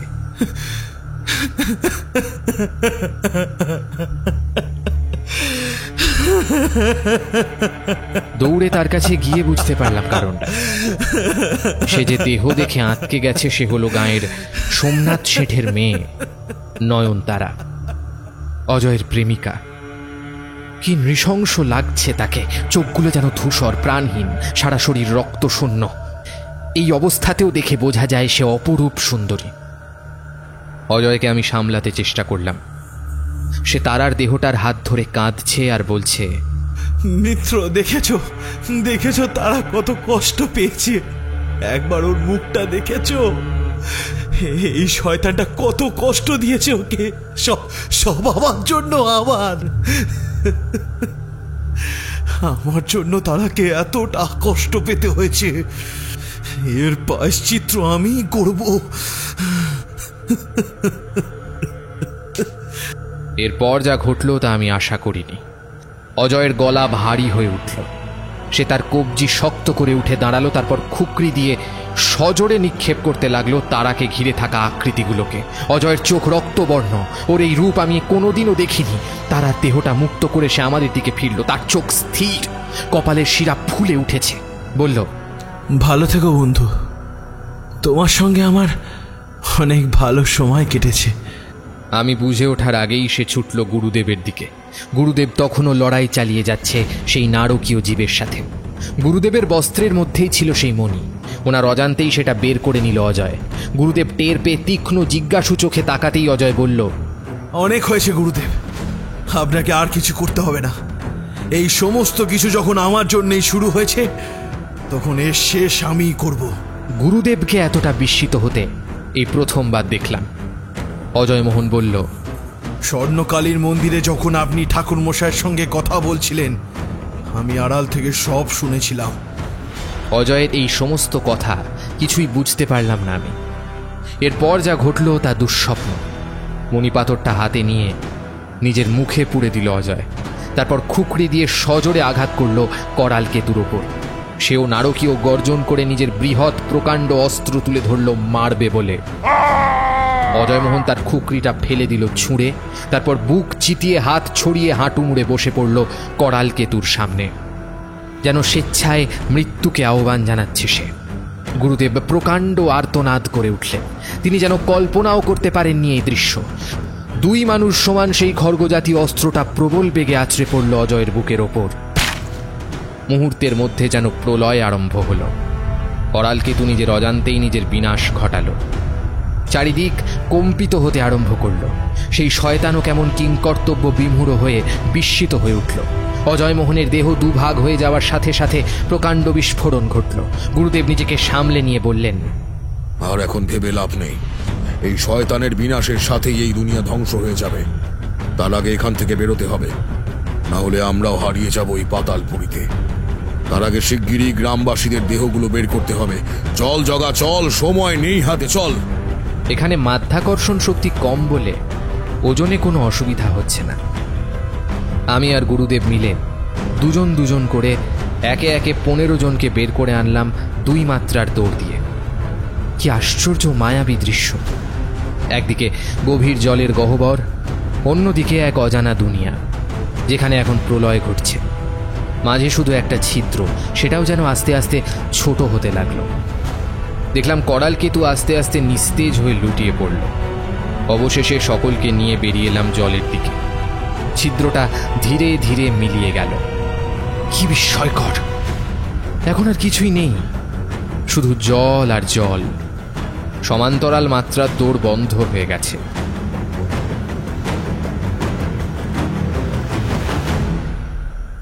আমিও গুরুদেব মিলে সব গ্রামবাসীদের উদ্ধার করে জলের ওপর নিয়ে গেলাম। তারপর জলা থেকে বেরিয়ে জ্ঞান হারালাম। যখন জ্ঞান ফিরল দেখলাম পূব আকাশের কোণে ভোরের মৃদু আলো ফুটেছে। ভোর হবে। আমিও গুরুদেব লুটিয়ে পড়লাম জলার ধারে। মনে হাজার দ্বিধা, হাজার প্রশ্ন। অজয়মোহনের মুখটা ভেসে উঠতে লাগলো চোখের সামনে। দু চোখ বেয়ে জলের ধারা নেমে এলো আমার। এই কয়েকদিনে নিজের ভাইয়ের মতন ভালোবেসে ফেলেছিলাম ওকে। কল্পনাও করিনি এই অভিযানে ওকে হারিয়ে ফেলব। গুরুদেব কাঁদছেন। ভোরের আলো ফুটতে মোড়লমশাই নিজের দলবল ও গ্রামবাসীদের নিয়ে এসেছিলেন। সকল হারিয়ে যাওয়া গ্রামবাসীদের ফিরে পেয়ে আনন্দে উল্লাসে মেতে উঠল গাঁ। কেউ ভাবতেই পারেনি যে এদেরকে আবার ফিরে পাবে। সারা গ্রাম গুরুদেবের জয়ধ্বনিতে ধ্বনিত হতে লাগল। সমস্ত গ্রামবাসীরা একসাথে গুরুদেবের সামনে লুটিয়ে পড়ল। ফিরে আসা লোকদেরও জ্ঞান ফিরেছে। তারা কেউ মৃত ছিল না, গভীর ঘুমে আচ্ছন্ন ছিল। দ্বীপ্রহরে চণ্ডীমণ্ডপের ওপর সবাই একত্রিত হল। গুরুদেবকে জিজ্ঞাসা করা হলো তিনি কিভাবে এই অসম্ভবকে সম্ভব করলেন। কেই বা তাকে সমস্ত তথ্য দিয়েছিলেন। গুরুদেব আরম্ভ করলেন।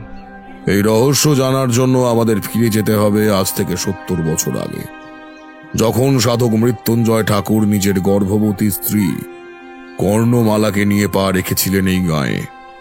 ধূর্ত কুটিল কাপালিক করালকেতু তখন জাঁকিয়ে বসেছে হোগলা নদীর বনে। এই ঘটনা তোমাদের সকলেরই জানা।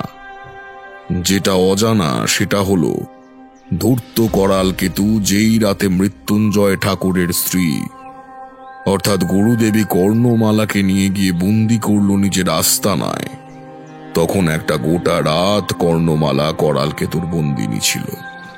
এক শয়তান গুপ্ত শক্তিশালী কাপালিকের কাছে বড়ই অসহায় ছিলেন গর্ভবতী কর্ণমালা। সেই রাতে মায়া বলে এমন এক ক্রিয়া করেছিল করালকেতু যার পরিণাম ভয়ঙ্কর। অত্যন্ত কুটিলতা ও তন্ত্র সাধনায় কর্ণমালার ভ্রূণে নিজের এমন এক অস্তিত্ব স্থাপন করে দিয়েছিলেন যাতে তার সম্পূর্ণ বিনাশ ঘটলেও সে নিশ্চিহ্ন হবে না। তার অংশ থেকে যাবে আসন্ন সন্তানের উপর। তাতে সেই বাচ্চাটির কোনো রকম ক্ষতি হবে না, কিন্তু যেই স্থানে করালকেতুর মৃত্যু ঘটবে ভবিষ্যতে কোনোভাবে সেই সন্তান যদি সেখানে পৌঁছয় তাহলে আবার ইহজগতে ফিরে আসার শক্তি পাবে সে। তবে হ্যাঁ, সেই সন্তানেরও মৃত্যু অপঘাতেই হবে। এই রহস্যটা রহস্য থেকে গিয়েছে। পরদিন মৃত্যুঞ্জয় ঠাকুর গিয়ে যখন মহাশক্তির সাহায্যে সেই জলাশয়ের নিচে দমন করলেন ধূর্ত শয়তানকে, তখনও তার আসন্ন সন্তানের ভিতর থেকে গেল করালকেতুর সেই অংশ। মৃত্যুঞ্জয় ঠাকুর যথেষ্ট অভিজ্ঞ সাধক ছিলেন। উনি জানতেন কোনো ধূর্ত তন্ত্রসিদ্ধ কাপালিকের বিনাশ করলেও তার আত্মা ভয়ঙ্কর প্রেতলোকে পরিণত হতে পারে। তাই নিয়ম অনুযায়ী এই ধরনের কোনো কাপালিককে দমন করার সময় তার আত্মাকে কোথাও একটা বন্দী করতে হয়। মৃত্যুঞ্জয় ঠাকুর তাই করেছিলেন। করালকেতুর আত্মাকে বন্দী করেছিলেন সেই মণি পাথরের মধ্যে। তারপর গাঁয়ের প্রাচীন মন্দিরে লুকিয়ে ফেলেছিলেন যাতে সেই আত্মা কোনো দিন কারোর ক্ষতি না করতে পারে। কিন্তু মৃত্যুঞ্জয় ঠাকুর জানতেন না যে করালকেতুর অংশ এক জায়গায় নয়, বরং দু এক জায়গায় রয়ে গেল। এক সেই পাথরে, দুই মৃত্যুঞ্জয়ের নিজের সন্তানের মধ্যে। বলা বাহুল্য গুরুদেবী কর্ণমালা সবই জানতেন, কিন্তু নিজের স্বামীকে তিনি বলেননি কিছু, কারণ তিনি তার সন্তানকে হারাতে চাননি। তারপর ধীরে ধীরে সময় গেল। সেই ঘটনার পর মৃত্যুঞ্জয় তার স্ত্রীকে নিয়ে গাঁ ছেড়ে অন্য কোথাও চলে গেলেন। তারপর তার সন্তান হলো, সেও নিজের জীবন আরম্ভ করল। কালের নিয়মে মৃত্যুঞ্জয় ঠাকুর দেহ রাখলেন, ওনার পুত্র বিবাহ করল, তারও সন্তান হলো। কিন্তু সন্তান জন্মাবার পরেই একদিন অপঘাতে মৃত্যু ঘটল তার ও তার স্ত্রীর।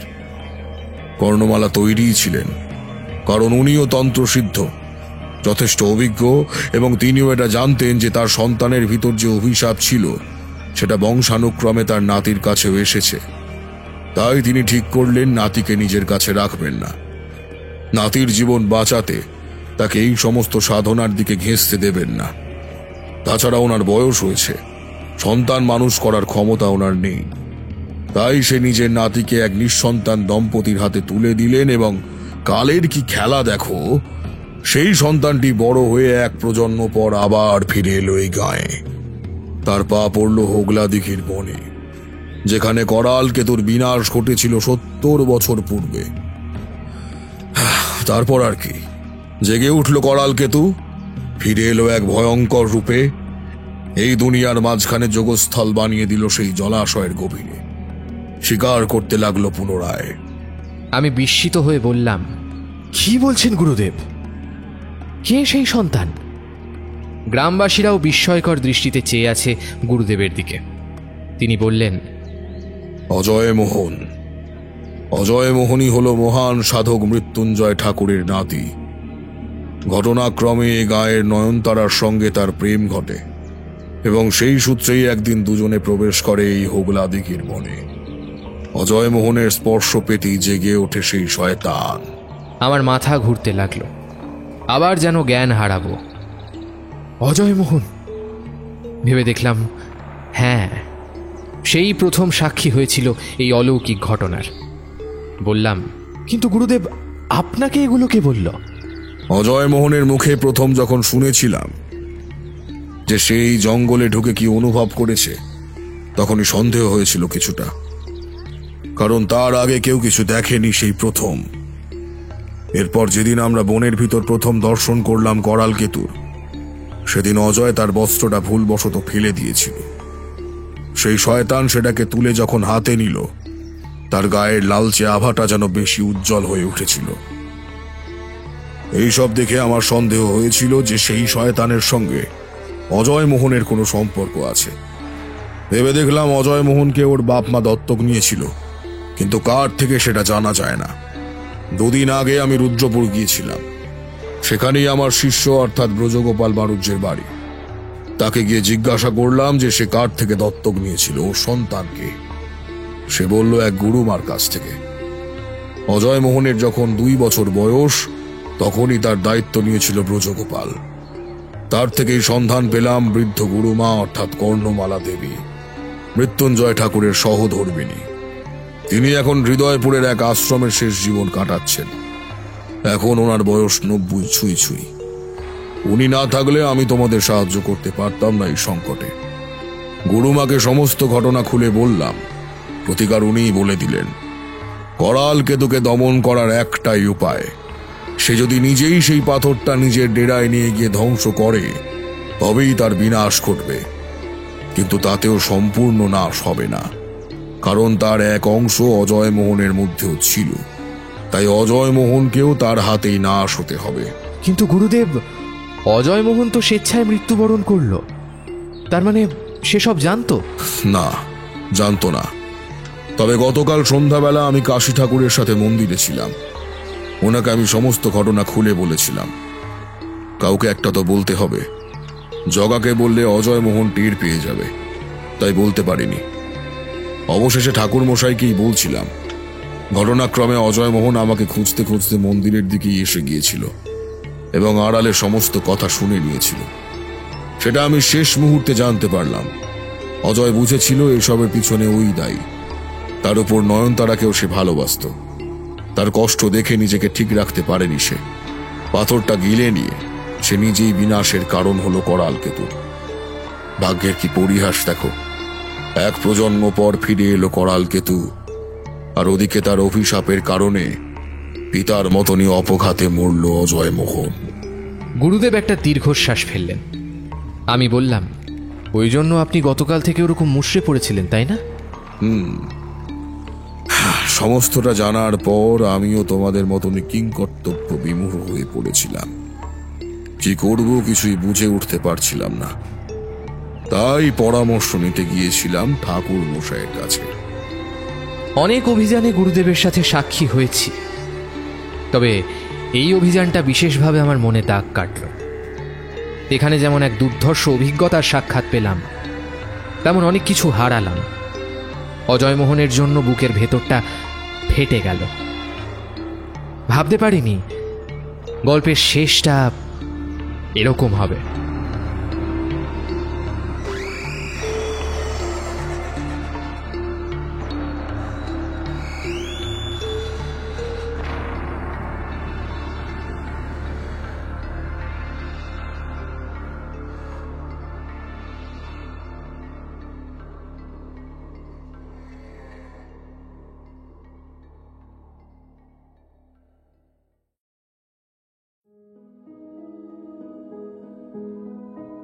শেষ হল সার্থক মুখার্জির কলমে কালীনাথ ও করার কেতু। আজকে গল্প পাঠে আদিত্য, কালীনাথ আচার্যের চরিত্রে হরোস্কোপ অফিসিয়াল এবং গল্প দাদুর আসর থেকে ইভান সরকার, জগার চরিত্রে ফিকি ফ্রাইডে স্টোরিজ, ফিকশন হান্ট, কথকথা এবং হানাবাড়ি থেকে সায়ন্তন, করার কেতুর চরিত্রে আমি ঋদ্ধি, অন্যান্য চরিত্রে হরোস্কোপ অফিসিয়াল এবং হানাবাড়ি অফিসিয়াল থেকে রুভিনা, কৌশিক, আড্ডাবাজ ক্লাসিক এবং আড্ডাবাজ থেকে মলয়, দুর্বা, বং স্টোরি হাব থেকে নীল, সৌমদীপ, অভি, শুধু গল্পের জন্য এবং স্কেয়ার এলিভেটর থেকে বিপুল। এই সুন্দর প্রচ্ছদটা করেছে কৃষ্ণেন্দু, স্ক্রিপ্টিং নেহা, বিশেষ সহযোগিতায় দিশারি, আবহ, শব্দগ্রহণ ও ভিডিওগ্রাফিক্স হানাবাড়ি প্রোডাকশন, পরিবেশনা ও পরিচালনায় টিম হানাবাড়ি। ও ভালো কথা, তোমাদের জন্য আসতে চলেছে আকাশ গুহর কলমে একটা ভয়ঙ্কর ভৌতিক জিনের গল্প, যার নাম নিশিবাদ্য। এর সম্পূর্ণ ডিটেলস আমাদের ইউটিউব চ্যানেল এবং ফেসবুক পেজেও পেয়ে যাবে।